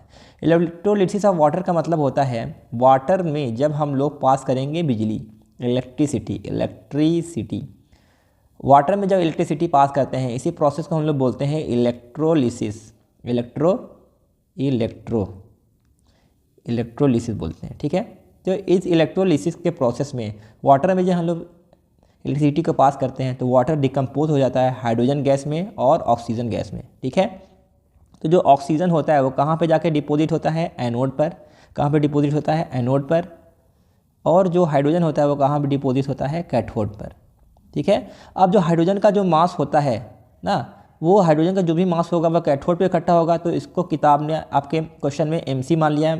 कैथोड पे जो मास होगा वो होगा आपका mc यानी हाइड्रोजन का मास। एनोड पे जो ऑक्सीजन का मास होगा तो उसको हम क्या मान लेंगे, ma और mc दिया गया था। अब रिएक्शन को थोड़ा बैलेंस करते हैं ना। इस रिएक्शन में देखो गौर से कितने ऑक्सीजन है, यहाँ पे एक ऑक्सीजन है, यहाँ पे 2 ऑक्सीजन है। तो इस रिएक्शन क्या करें, 2 से मल्टीप्लाई कर दो, तो 2 ऑक्सीजन इधर हो गए, 2 ऑक्सीजन इधर हो गए। हाइड्रोजन कितने हैं, 2 हाइड्रोजन इधर है, 2 2 जब 4 हाइड्रोजन इधर है, तो 2 से यहाँ मल्टीप्लाई कर दो तो 4 हाइड्रोजन यहाँ पे, तब रिएक्शन क्या हो गया, बैलेंस हो गया। बस आपको देखना है कि हाइड्रोजन का मास और ऑक्सीजन का मास आपको कंपेयर करना है। तो मास आपको तो याद ही होगा ना। तो जो ऑक्सीजन होता है उसका एटॉमिक मास कितना होता है, ऑक्सीजन का एटॉमिक मास होता है 16। कितने ऑक्सीजन है, 2, तो 2 से मल्टीप्लाई कर दो, तो ऑक्सीजन का जो मास होगा वो कितना होगा, 32 ग्राम जो होगा वो ऑक्सीजन का मास होगा। यानी मास एट एनोड कितना हो गया, 32 ग्राम ना। अगर हाइड्रोजन के बारे में बात करेंगे, हाइड्रोजन का एटॉमिक मास होता है 1 इंटू कितने हाइड्रोजन है, 2 2 जा 4 हाइड्रोजन है, तो 4 से मल्टीप्लाई कर दो तो 4 1 जा 4। तो यानी कि हाइड्रोजन का मास निकल आ गया है, कैथोड पे जो मास आ गया वो कितना हो गया है, 4 ग्राम। फिर क्या कह रहा है क्वेश्चन में, कह रहा है कि आपको कैथोड के मास यानी कैथोड का मास को डिवाइड कर देना है एनोड के मास से। तो कैथोड पे कितना मास है, 4 अपॉन एनोड पे कितना मास है, 32। तो 4 1 जा 4, 4 8 जा 32, तो 1/8 यही आ गया आपका आंसर। तो 1/8 कहाँ पे है, तो 1/8 जो डी वाला ऑप्शन है ये बिल्कुल सही है, क्योंकि वो वहाँ पर आता है 1/8। तो इस तरीके से हम लोग कॉन्सेप्ट लगाते हैं। अगला क्वेश्चन देखते हैं। तो नेक्स्ट क्वेश्चन फिर से आ गया असर्शन और रीजन बेस पे। तो आइए देखते हैं असर्शन में क्या कह रहा है, इन द रिएक्शन, ये जो रिएक्शन दिया गया है, सोडियम क्लोराइड इज प्रेसिपिटेट ना। कह रहा है कि ये जो सोडियम सल्फेट का बेरियम क्लोराइड के साथ रिएक्शन करता है, तो जो NaCl होता है वो क्या होता है, एक तरीके का प्रेसिपिटेट होता है। तो क्या ये बात सही है, तो जी नहीं, बिल्कुल गलत बात है। तो यहाँ पे असर्शन क्या है, यहाँ पे जो असर्शन है वो क्या है आपका, फॉल्स है। क्यों फॉल्स है, क्योंकि जो रिएक्शन होता है, इस रिएक्शन में जो है वो आपका BaSO4 प्रेसिपिटेट होता है, ना कि NaCl। और क्वेश्चन में क्या कह रहा है कि सोडियम क्लोराइड प्रेसिपिटेट होता है, तो गलत ऑप्शन है ना। तो यहाँ पे असर्शन क्या है, गलत है। रीज़न देखते हैं, क्या रीज़न कैसा दिया है। कह रहा है कि when aqueous solution is added another aqueous solution, जब एक सॉल्यूशन दूसरे सॉल्यूशन में ऐड करते हैं, and insoluble substance is form which is called precipitate. कह रहा है कि एक सॉल्यूशन को दूसरे मिलाते हैं, उसमें एक इनसॉल्युबल सब्सटेंस बनता है जिसे हम लोग प्रेसिपिटेट बोलते हैं। तो बी, हाँ बिल्कुल सही बात है ना, इनसॉल्युबल सब्सटेंस को हम लोग प्रेसिपिटेट बोलते हैं। यानी कि जो आपका रीज़न दिया है, रीज़न क्या है, बिल्कुल ट्रू है। रीज़न क्या है, सही है। असर्शन फॉल्स है, रीज़न ट्रू है। तो आइए देखते हैं कौन सा ऑप्शन होगा। तो अगर आप लोग ऑप्शन को मैच करेंगे तो हमें क्या देखना है, assertion is false, reason is true. Assertion is false, reason is true, यानी डी वाला ऑप्शन है सही है, क्योंकि इसमें असर्शन क्या है, फॉल्स है, रीज़न ट्रू है। तो डी वाला ऑप्शन क्या होगा, करेक्ट ऑप्शन होगा। आइए अगला क्वेश्चन देखते हैं। अगला क्वेश्चन भी है आपका असर्शन और रीज़न पे बेस है। तो आइए देखते हैं असर्शन क्या कह रहा है कि जो रिएक्शन है MnO2 का HCl के साथ बनाता है MnCl2 वाटर और Cl2। कह रहा है कि एक रिडॉक्स रिएक्शन है। क्या सही बात है, तो बिल्कुल सही बात है कि यानी कि असर्शन यहाँ पे आपका ट्रू है ना, क्योंकि इसमें MnO2 का होता है रिडक्शन और HCl का होता है ऑक्सीडेशन। अभी कुछ देर पहले ही हम लोगों ने पढ़ा था ना। तो ये रिडॉक्स रिएक्शन है, सही है, क्योंकि इसमें ऑक्सीडेशन और रिडक्शन दोनों हो रहा है। तो असर्शन क्या है, ट्रू है। रीज़न क्या कह रहा है कि in this reaction, redox reaction इसलिए है क्योंकि HCl ऑक्सीडाइज हो रहा है और Cl2 और MnO2 रिड्यूस हो रहा है MnCl2 में ना। क्या कह रहा है कि HCl ऑक्सीडाइज हो रहा है, तो थोड़ा समझिए। यहाँ पे HCl यहाँ पे है, Cl यहाँ पे है, तो HCl ऑक्सीडाइज हो रहा है ना, यानी कि ये बात बिल्कुल सही है। यहाँ पे HCl क्या हो रहा है, ऑक्सीडाइज हो रहा है, तो सही है। और क्या कह रहा है, Cl2 और MnO2 is reduce to MnCl2। कह रहा है कि MnO2 जो है वो रिड्यूस हो रहा है MnCl2 में, MnO2 जो है वो रिड्यूस हो रहा है MnCl2 में, ये भी बात सही है। और कह रहा है कि Cl2 भी रिड्यूस हो रहा है MnCl2 में, तो जी नहीं, कभी भी प्रोडक्ट का रिडक्शन नहीं होता है। जो क्लोरीन है ये क्या है, प्रोडक्ट है, प्रोडक्ट का रिएक्शन कभी भी रिडक्शन ऑक्सीडेशन नहीं होता, हमेशा रिएक्टेंट का ही ऑक्सीडेशन और रिडक्शन होता है। तो HCl ऑक्सीडाइज हो रहा है, सही बात है। MnO2 आपका रिड्यूस हो रहा है Cl2 में, ये भी सही बात है। लेकिन Cl2 रिड्यूस नहीं हो रहा है, तो यानी कि आपका जो रीज़न है यहाँ पे, रीज़न है ये क्या है आपका, फॉल्स है। Assertion is true but reason is false. आइए देखते हैं कौन सा ऑप्शन मैच करेगा। तो कौन सा ऑप्शन सही है बताइए, इसमें कौन सा ऑप्शन हमारा सही ऑप्शन है। Assertion is true reason is false कहाँ पे है, assertion is true reason is false, c वाला ऑप्शन सही है ना। सी वाला कह रहा है कि असर्शन आपका ट्रू है, रीज़न आपका फॉल्स है ना। तो इस तरीके से ये क्वेश्चन होगा। आइए अगला क्वेश्चन देखते हैं। अगला क्वेश्चन है ये आपका डायग्राम से रिलेटेड है। तो एनसीईआरटी में जितनी भी डायग्राम है उस डायग्राम से रिलेटेड क्वेश्चन आप तैयार करिएगा। आइए फिलहाल देखते हैं कहना क्या जा रहा है। The emission of brown fumes in the given experimental setup is due to, कह रहे हैं जो ये इसमें फिगर दिया है, इस फिगर में ब्राउन फ्यूम निकल रहा है। ये जो ब्राउन फ्यूम होता है यानी ब्राउन कलर का गैस होता है, किसकी वजह से होता है। पहला कह रहा है कि हाँ, एक चीज़ और देखिए, इसमें दिया लीड नाइट्रेट। लीड नाइट्रेट को बर्नर की मदद से हम लोग क्या कर रहे हैं, हीट कर रहे हैं। तो अभी हम लोग कुछ देर पहले पढ़े थे, लीड नाइट्रेट का फार्मूला होता है PbNO3 का होल ट्वाइस। लीड नाइट्रेट को जब हम लोग हीट करेंगे तो क्या बनता है, तीन चीज़ बनता है, लीड ऑक्साइड बनता है, NO2 गैस बनता है और आपका O2 बनता है ना। तो जो NO2 होता है, सब कलर के बारे में बात करेंगे तो NO2 जो होता है आपका ब्राउन कलर का गैस होता है। कैसा, ब्राउन कलर का गैस होता है। यानी कि जो ब्राउन फ्यूम्स निकल रहा है किसकी वजह से निकल रहा है, ये NO2 नाइट्रोजन डाइऑक्साइड गैस की वजह से बन रहा है। तो अब देखते हैं कौन सा ऑप्शन सही है। पहला ऑप्शन कह रहा है कि thermal decomposition of lead nitrate, lead nitrate का जो डिकम्पोजिशन हो रहा है produces brown fumes of nitrogen gas. ये जो ब्राउन फ्यूम है किसका है, नाइट्रोजन गैस का है। तो जो ब्राउन फ्यूम है किसका, NO2 गैस का है। ब्राउन फ्यूम है NO2 गैस का, यानी पहला ही ऑप्शन क्या है आपका करेक्ट ऑप्शन है। आइए देखते हैं अगला क्वेश्चन। अगला क्वेश्चन कह रहा है कि MnO2 ठीक है HCl के साथ रिएक्शन कर रहा है, MnCl2 H2O Cl2 बना रहा है। फिर क्या कह रहा है, in order to balance the above reaction, इस रिएक्शन को बैलेंस करने के लिए ना the values of X Y Z respectively are. कह रहे इस रिएक्शन को बैलेंस करने के लिए X Y Z यानी इसमें जो X Y और Z ये जो कॉफिशिएंट दिए गए हैं इनकी क्या क्या वैल्यूज़ होगी। क्या X की वैल्यू 6 होगी, Y की वैल्यू 2 होगी, Z की वैल्यू 2 होगी, X की वैल्यू 4 होगी, Y की वैल्यू 2 होगी, Z की वैल्यू 2 होगी, या फिर C और D में से कोई ऑप्शन होगा ना। तो पहले इस रिएक्शन को हम लोग करते हैं बैलेंस। तो क्या क्या दिया है, MnO2 दिया है, इसका रिएक्शन करा रहे हैं हम लोग HCl के साथ। तो क्या बना रहा है, बना रहा है MnCl2 बना रहा है और वाटर बना रहा है और लास्ट में क्लोरीन बना रहा है ना। तो इस रिएक्शन को आइए पहले हम लोग बैलेंस करते हैं ना। बैलेंस करने का तरीका समझिए। आपको रिएक्टेंट और प्रोडक्ट में देखना है कि एटम बैलेंस है कि नहीं। देखो एक मैग्नीज यहाँ पे है, एक मैग्नीज यहाँ पे, मैग्नीज क्या है, बैलेंस है।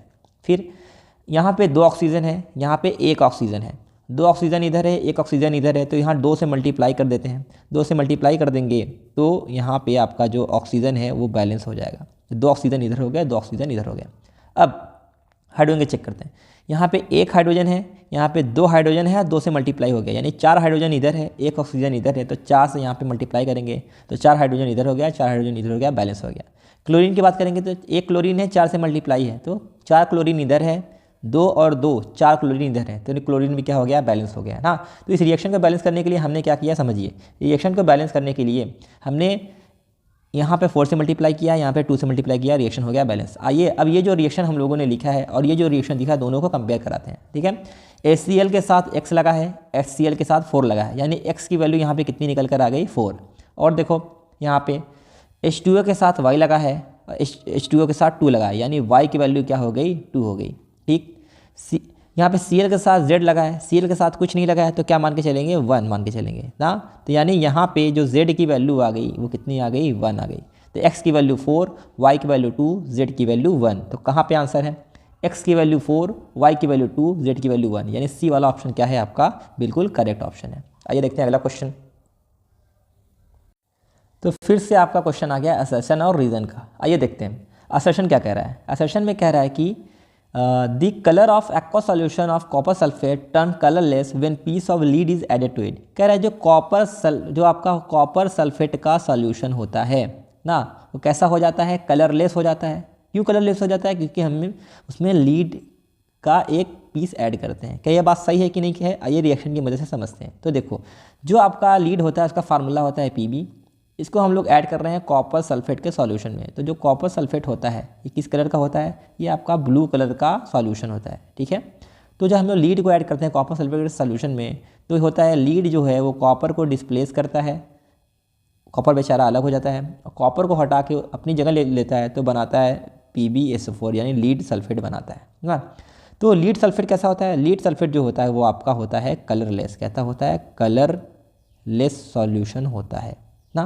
तो वही कह रहा है कि जब हम लोग कॉपर सल्फेट के सॉल्यूशन में लीड को ऐड करते हैं कलरलेस हो जाता है, तो इसका मतलब जो इसने असर्शन कहा है ना, असर्शन जो कह रहा है, असर्शन क्या है, बिल्कुल सही है, ये एकदम रियलिटी में होता है, असर्शन इज ट्रू।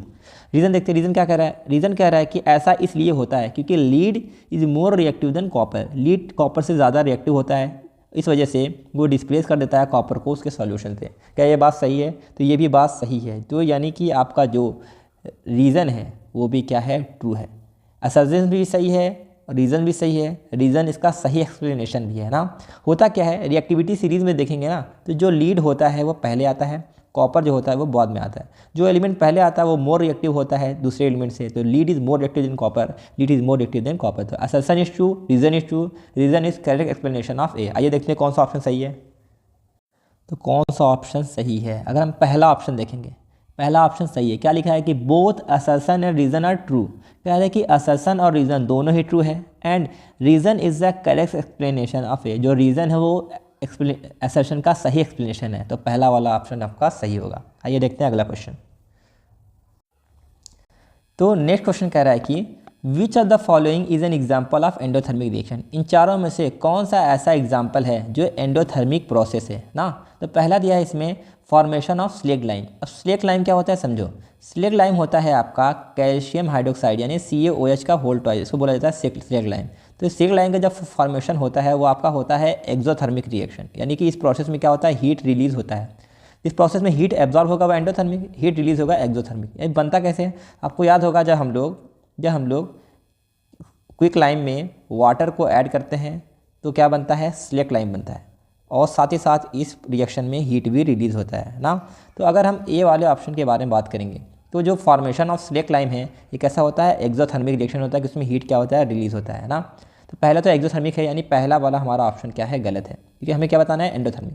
अगला दिया है decomposition of vegetable matter into compost, vegetable से कंपोस्ट यानी खाद बनना, तो इस रिएक्शन में भी क्या होता है, हीट रिलीज़ होता है, यानी ये भी एक्सोथर्मिक रिएक्शन है, ये भी ऑप्शन गलत है। अगला सी वाला है dissolution of ammonium chloride in water. देखो अमोनियम क्लोराइड का जब वाटर में डिजोल्व करोगे तो इसमें हीट देना पड़ता है, इस वजह से ये क्या होगा, एंडोथर्मिक रिएक्शन होगा, यानी कि यही वाला सी वाला ऑप्शन क्या होगा, सही होगा। कैसा, आइए इसको भी देखते हैं। तो देखो जो अमोनियम हाइड्रोक्साइड होता है, अमोनियम क्लोराइड होता है, इसका फार्मूला होता है NH4Cl। NH4Cl जो होता है वो अमोनियम क्लोराइड का फार्मूला होता है। इसको हमने डिजोल्व करना है वाटर में, वाटर बोले तो H2O ना, तो एक तरीके का सॉल्ट है। सॉल्ट को जब वाटर में डिजोल्व करते हैं तो इसमें हीट देते हैं, तब जाके वो अच्छे से डिजोल्व होता है। होता क्या है, जो NH4 को Cl को जब वाटर में डिजोल्व करते हैं तो बनाता है अमोनियम हाइड्रोक्साइड, जिसका फार्मूला होता है NH4OH, और साथ ही साथ बनाता है आपका HCl। क्या बनाता है, HCl का फॉर्मेशन होता है, HCl होगा यहाँ पे, ठीक है। तो इस रिएक्शन में इस प्रोसेस हम लोग हीट देते हैं, तो ऐसा कोई रिएक्शन जिसमें हीट देना पड़ेगा वो कैसा होता है, आपका एंडोथर्मिक रिएक्शन होता है।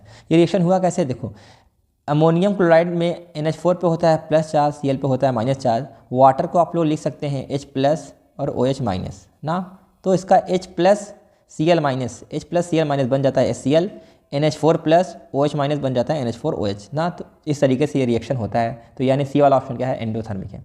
और डी वाला digestion of food in our body, हमारे फूड में जो खाने का डाइजेशन होता है इसमें भी हीट रिलीज होता है, यानी ये भी क्या होता है, एक्सोथर्मिक रिएक्शन होता है, यानी ये भी ऑप्शन क्या है, गलत है।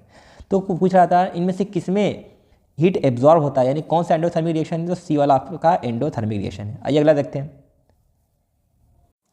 तो अगला क्वेश्चन क्या कह रहा है, in order to balance the following chemical equation the values of coefficient x and y respectively are. कहता है इस रिएक्शन जो दिया है, इस रिएक्शन को बैलेंस करने के लिए एक्स और वाई की वैल्यू क्या होगी, एक्स की वैल्यू 2, वाई की वैल्यू 4, एक्स की वैल्यू 2, वाई की वैल्यू 2, एक्स की वैल्यू 2, वाई की वैल्यू 3, एक्स की वैल्यू 4, वाई की वैल्यू 2। तो क्या ये रिएक्शन हो, क्या ये कोफिशिएंट यानी एक्स और वाई का वैल्यू होगा। आइए पहले रिएक्शन को हम लोग बैलेंस करना सीखते हैं। तो देखो लीड नाइट्रेट यानी PbNO3 का होल ट्वाइस, इसको जब हम लोग हीट करते हैं तो बनता है लीड ऑक्साइड बनता है, नाइट्रोजन डाइऑक्साइड बनता है और आपका ऑक्सीजन गैस बनता है।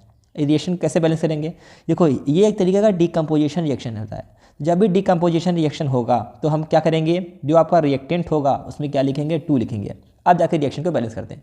तो 2 लीड यहाँ पे है, 1 लीड यहाँ पे है, तो 2 से मल्टीप्लाई कर दो तो 2 यहाँ पे हो गए, 2 यहाँ पे, लीड क्या हो गया, बैलेंस हो गया। अगर NO2 की बात करेंगे तो 2 नाइट्रोजन यहाँ पे है और 2 से 4 नाइट्रोजन इधर हो गए। 2 पहले से नाइट्रोजन है और 2 से मल्टीप्लाई किया था, 2 2 जा 4 नाइट्रोजन यहाँ पे है, यहाँ पे 1 नाइट्रोजन है तो 4 से मल्टीप्लाई कर दो तो 4 नाइट्रोजन इधर हो गए, 4 नाइट्रोजन इधर हो गए।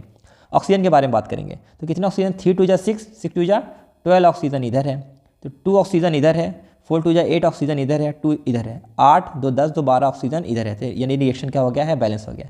अब इसका कॉफिशिएंट को हम लोग मैच करते हैं तो एक्स PbNO3 में x है, PbNO3 में 2 है, यानी x की वैल्यू यहाँ पे हम लोगों ने क्या निकाल लिया, 2। यहाँ पे NO2 में y है, NO2 में 4 है, यानी कि y की वैल्यू क्या हो गई, 4, y की वैल्यू हो गई 4, x की वैल्यू 2, y की वैल्यू 4, तो कौन सा ऑप्शन सही है, x की वैल्यू 2, y की वैल्यू 4, यानी पहला ऑप्शन क्या है, सही है। तो रिएक्शन को बैलेंस करना है तो उसके कॉफिशिएंट को XYZ से रिलेट करना है, वही हमारा क्या हो जाएगा, आंसर। आइए अगला क्वेश्चन देखते हैं।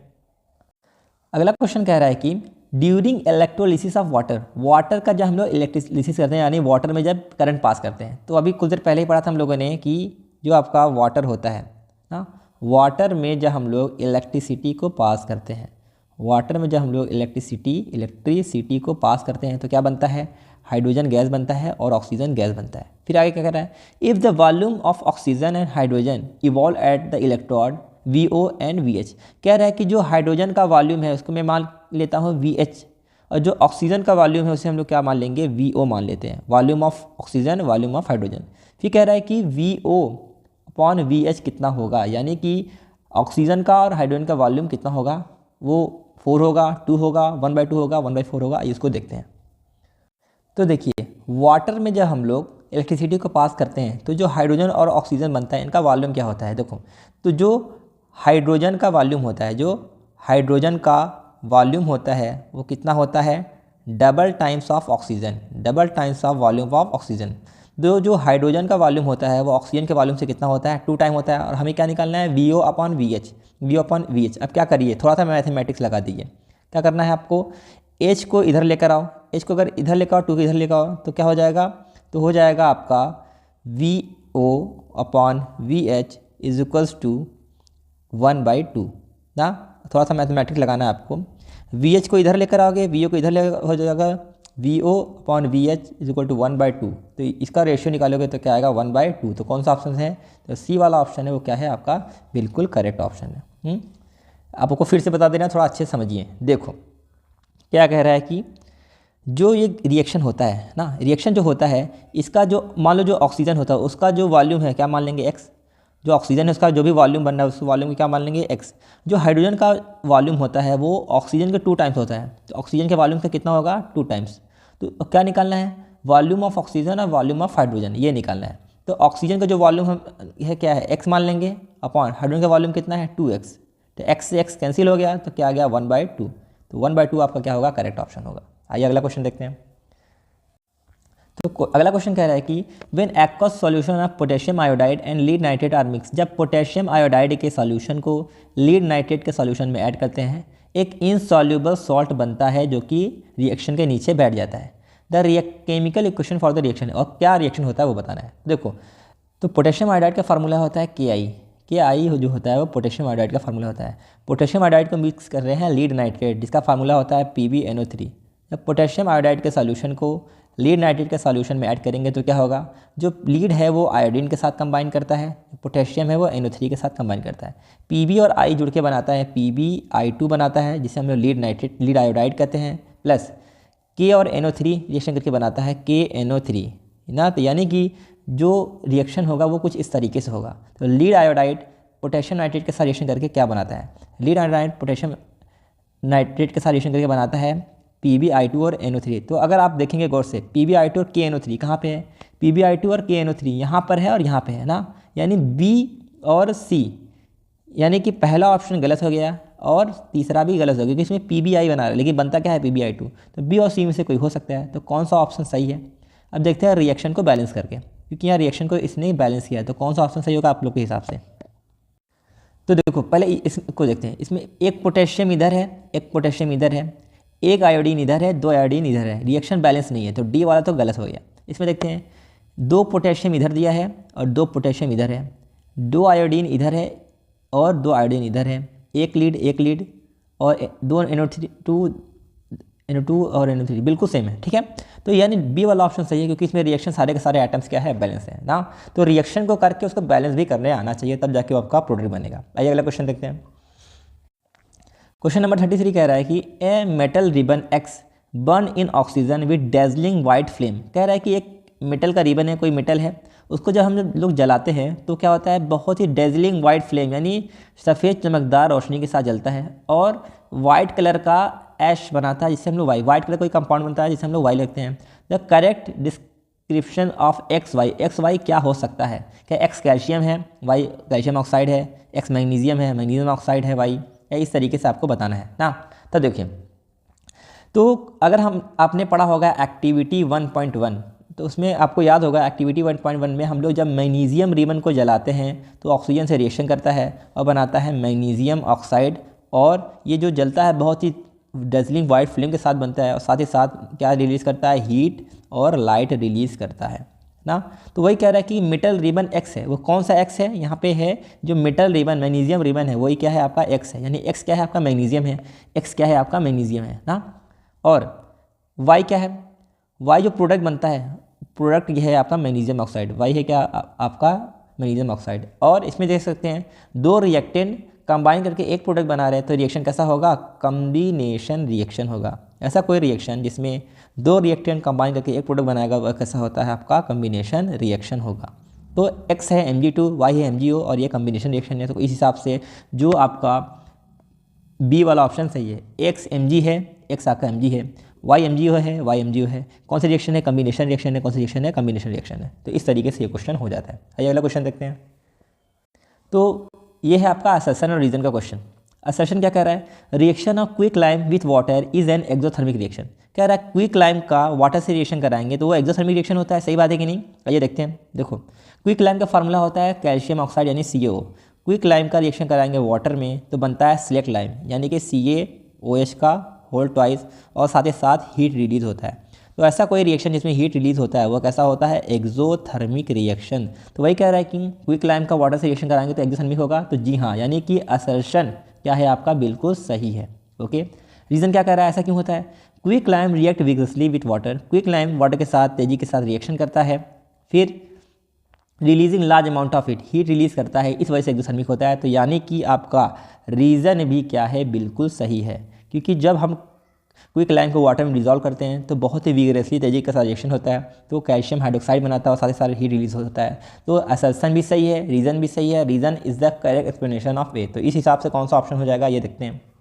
तो कौन सा ऑप्शन है, अगर आप पहला ऑप्शन देखेंगे ना, क्या कह रहा है कि असर्शन और रीज़न दोनों ट्रू है ना, तो लिख रहा है कि both assertion reason are true. और क्या कह रहा है, reason is correct explanation of a, reason a का करेक्ट एक्सप्लेनेशन है, बिल्कुल सही है। तो पहला ऑप्शन सही होगा।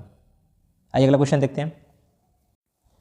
सो नेक्स्ट क्वेश्चन कह रहा है कि the balance chemical equation showing reaction between quick lime and water.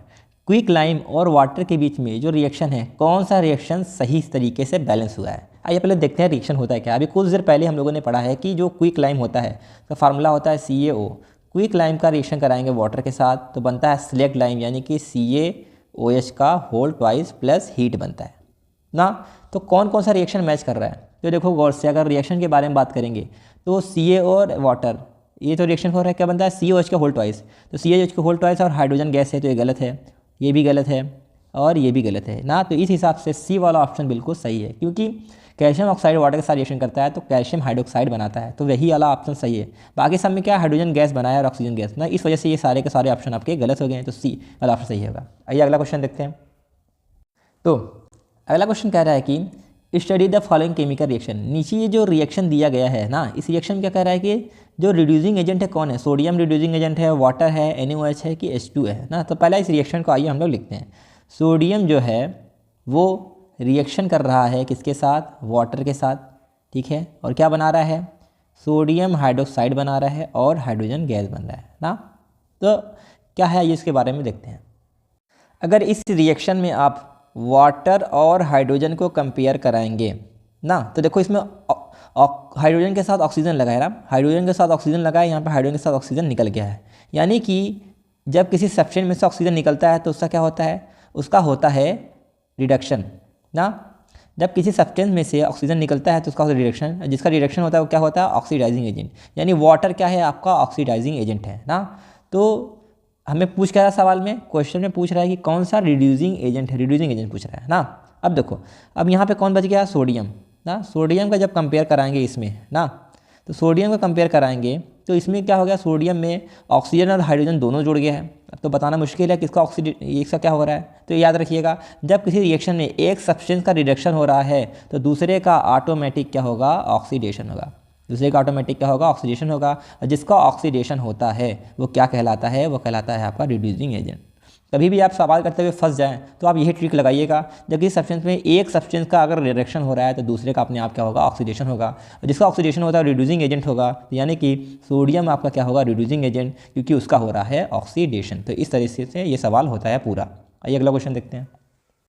अगला क्वेश्चन कह रहा है कि असर्शन और रीज़न दिया है। असर्शन दिया है इन द फॉलोइंग रिएक्शन, ये जो रिएक्शन दिया गया है, zinc undergo reduction, zinc oxide, क्या जिंक ऑक्साइड का रिडक्शन हो रहा है। आइए चेक करते हैं ये बात सही है कि नहीं। ZnO का रिएक्शन कार्बन से रिएक्शन करा रहे हैं तो Zn बनता है प्लस CO बनता है ना। कह रहा है कि जिंक ऑक्साइड का रिडक्शन हो रहा है, तो आइए चेक करते हैं। जिंक ऑक्साइड का जब Zn से कंपेयर कराएंगे तो इसमें ऑक्सीजन है, इसमें ऑक्सीजन नहीं है। जिसमें ऑक्सीजन निकल जाएगा तो किसी सब्सटेंस से ऑक्सीजन निकलता है तो क्या होता है, उसका रिडक्शन होता है। यानी कि यहाँ जिंक ऑक्साइड का हो रहा है रिडक्शन, यानी कि यहाँ पे जो असर्शन है वो क्या है आपका, बिल्कुल सही है, असर्शन इज ट्रू। रीज़न क्या दिया गया है ये देखते हैं। रीज़न कह रहा है कि ऐसा इसलिए होता है क्योंकि carbon is reducing agent that reduce ZnO to Zn। कह रहा है जो कार्बन होता है वो रिड्यूसिंग एजेंट होता है। आइए देखते हैं क्या बात सही है कि नहीं। देखो, कार्बन का अगर हम कंपेयर कराएंगे कार्बन मोनोऑक्साइड के साथ, तो कार्बन यहाँ पर है और इस कार्बन के साथ लग गया है ऑक्सीजन। ये सब्सटेंस में ऑक्सीजन जुड़ जाता है तो सब्सटेंस का होता है ऑक्सीडेशन, और जिसका ऑक्सीडेशन होता है वो क्या कहलाता है, रिड्यूसिंग एजेंट कहलाता है। तो यानी कि कार्बन क्या है, वो एक तरीका रिड्यूसिंग एजेंट है। यानी कि जो आपका रीज़न है वो भी क्या है, बिल्कुल सही है ना। रिड्यूसिंग एजेंट क्या करता है, सामने वाले को रिड्यूस कर देगा। कार्बन जो है वो जिंक ऑक्साइड को रिड्यूस करता है जिंक में, जो कार्बन है वो आप जिंक ऑक्साइड को करता है रिड्यूस जिंक में। तो यानी असर्शन भी ट्रू है, रीज़न भी ट्रू है, रीज़न इज करेक्ट एक्सप्लेनेशन। तो ये देखते हैं कौन सा ऑप्शन सही होगा।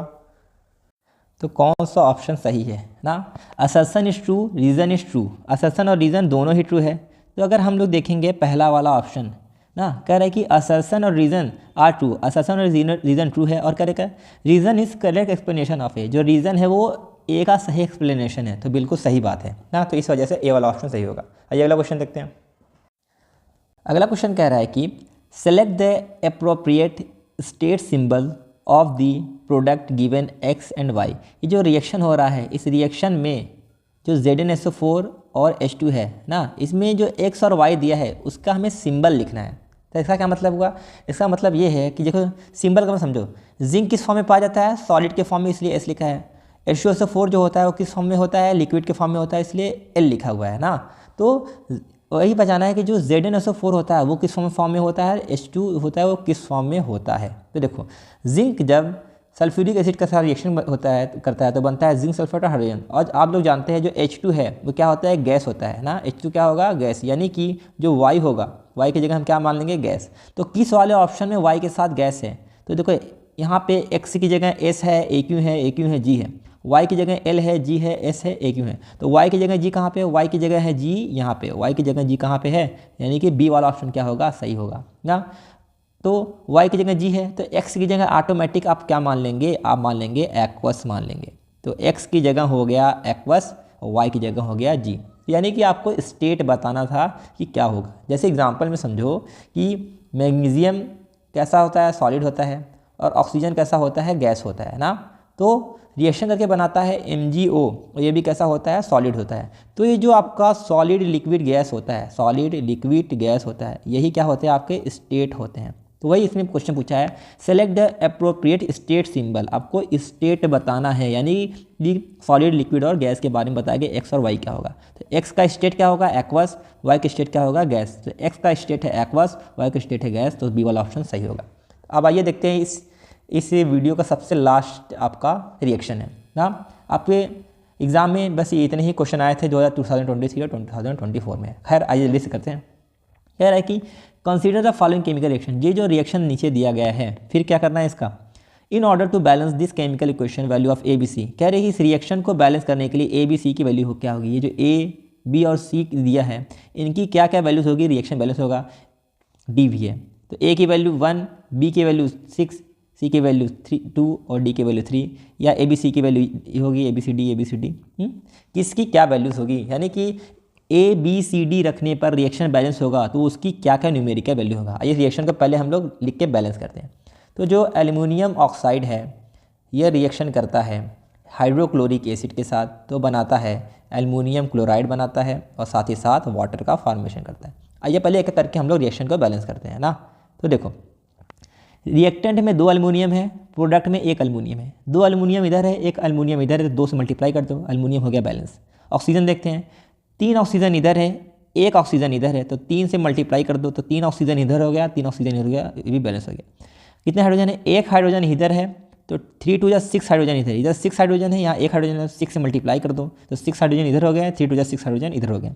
क्लोरीन के बारे में बात करते हैं, 3 2 6 क्लोरीन इधर है, तो 6 1 6 क्लोरीन इधर है, तो क्लोरीन भी क्या हो गया, बैलेंस हो गया है ना। तो यहाँ पे कुछ नहीं है तो हम क्या मान के चलेंगे, 1 मान के चलेंगे। अब क्या करना है, आपको कोफिशिएंट को आपको उसमें कंपेयर कराना है। तो एल्युमिनियम के ऑक्साइड के साथ ए लगा है, एल्युमिनियम ऑक्साइड के साथ 1 लगा है, यानी ए की वैल्यू क्या मान लेंगे 1। HCl के साथ बी लगा है, HCl के साथ 6 लगा है, यानी बी की वैल्यू क्या हो जाएगी यहाँ पे 6। AlCl3 के साथ सी लगा है, AlCl3 के साथ 2 लगा है, यानी कि सी की वैल्यू क्या हो जाएगी 2। H2O के साथ डी लगा है, H2O के साथ 3 लगा है, यानी डी की वैल्यू क्या हो जाएगी 3 हो जाएगी। कि ए की वैल्यू 2, बी की वैल्यू 6, सी की वैल्यू 2, ए की वैल्यू 1, बी की वैल्यू 6, सी की वैल्यू 2, डी की वैल्यू 3। तो कौन सा ऑप्शन सही होगा बताइए। ए की वैल्यू 1, उसके बाद बी की वैल्यू 6, सी की वैल्यू 2, डी की वैल्यू 3, यानी पहला ही ऑप्शन सही है ना। तो इस तरीके से रिएक्शन हो गया बैलेंस। आई होप सो ये वीडियो आपके लिए बहुत ही हेल्पफुल रहा होगा। ठीक है, इस में जितने भी रिएक्शंस आए गए हैं इस सभी रिएक्शन को आप लोग अच्छे से प्रैक्टिस करिएगा। मोस्ट ऑफ द जो रिएक्शन है वो आपके एनसीईआरटी के एक्टिविटी से लिया गया है, तो एक्टिविटी को अच्छे से पढ़िएगा, उसके हर पॉइंट को आप नोट करिएगा और जो जो टॉपिक आया उस टॉपिक को रख के आप कॉपी में लिख के अच्छे से प्रैक्टिस करिएगा। ठीक है, तो मिलते हैं ऐसे ही मज़ेदार वीडियो के साथ अगले लेक्चर में। ठीक है, मिलते हैं। Have a good luck.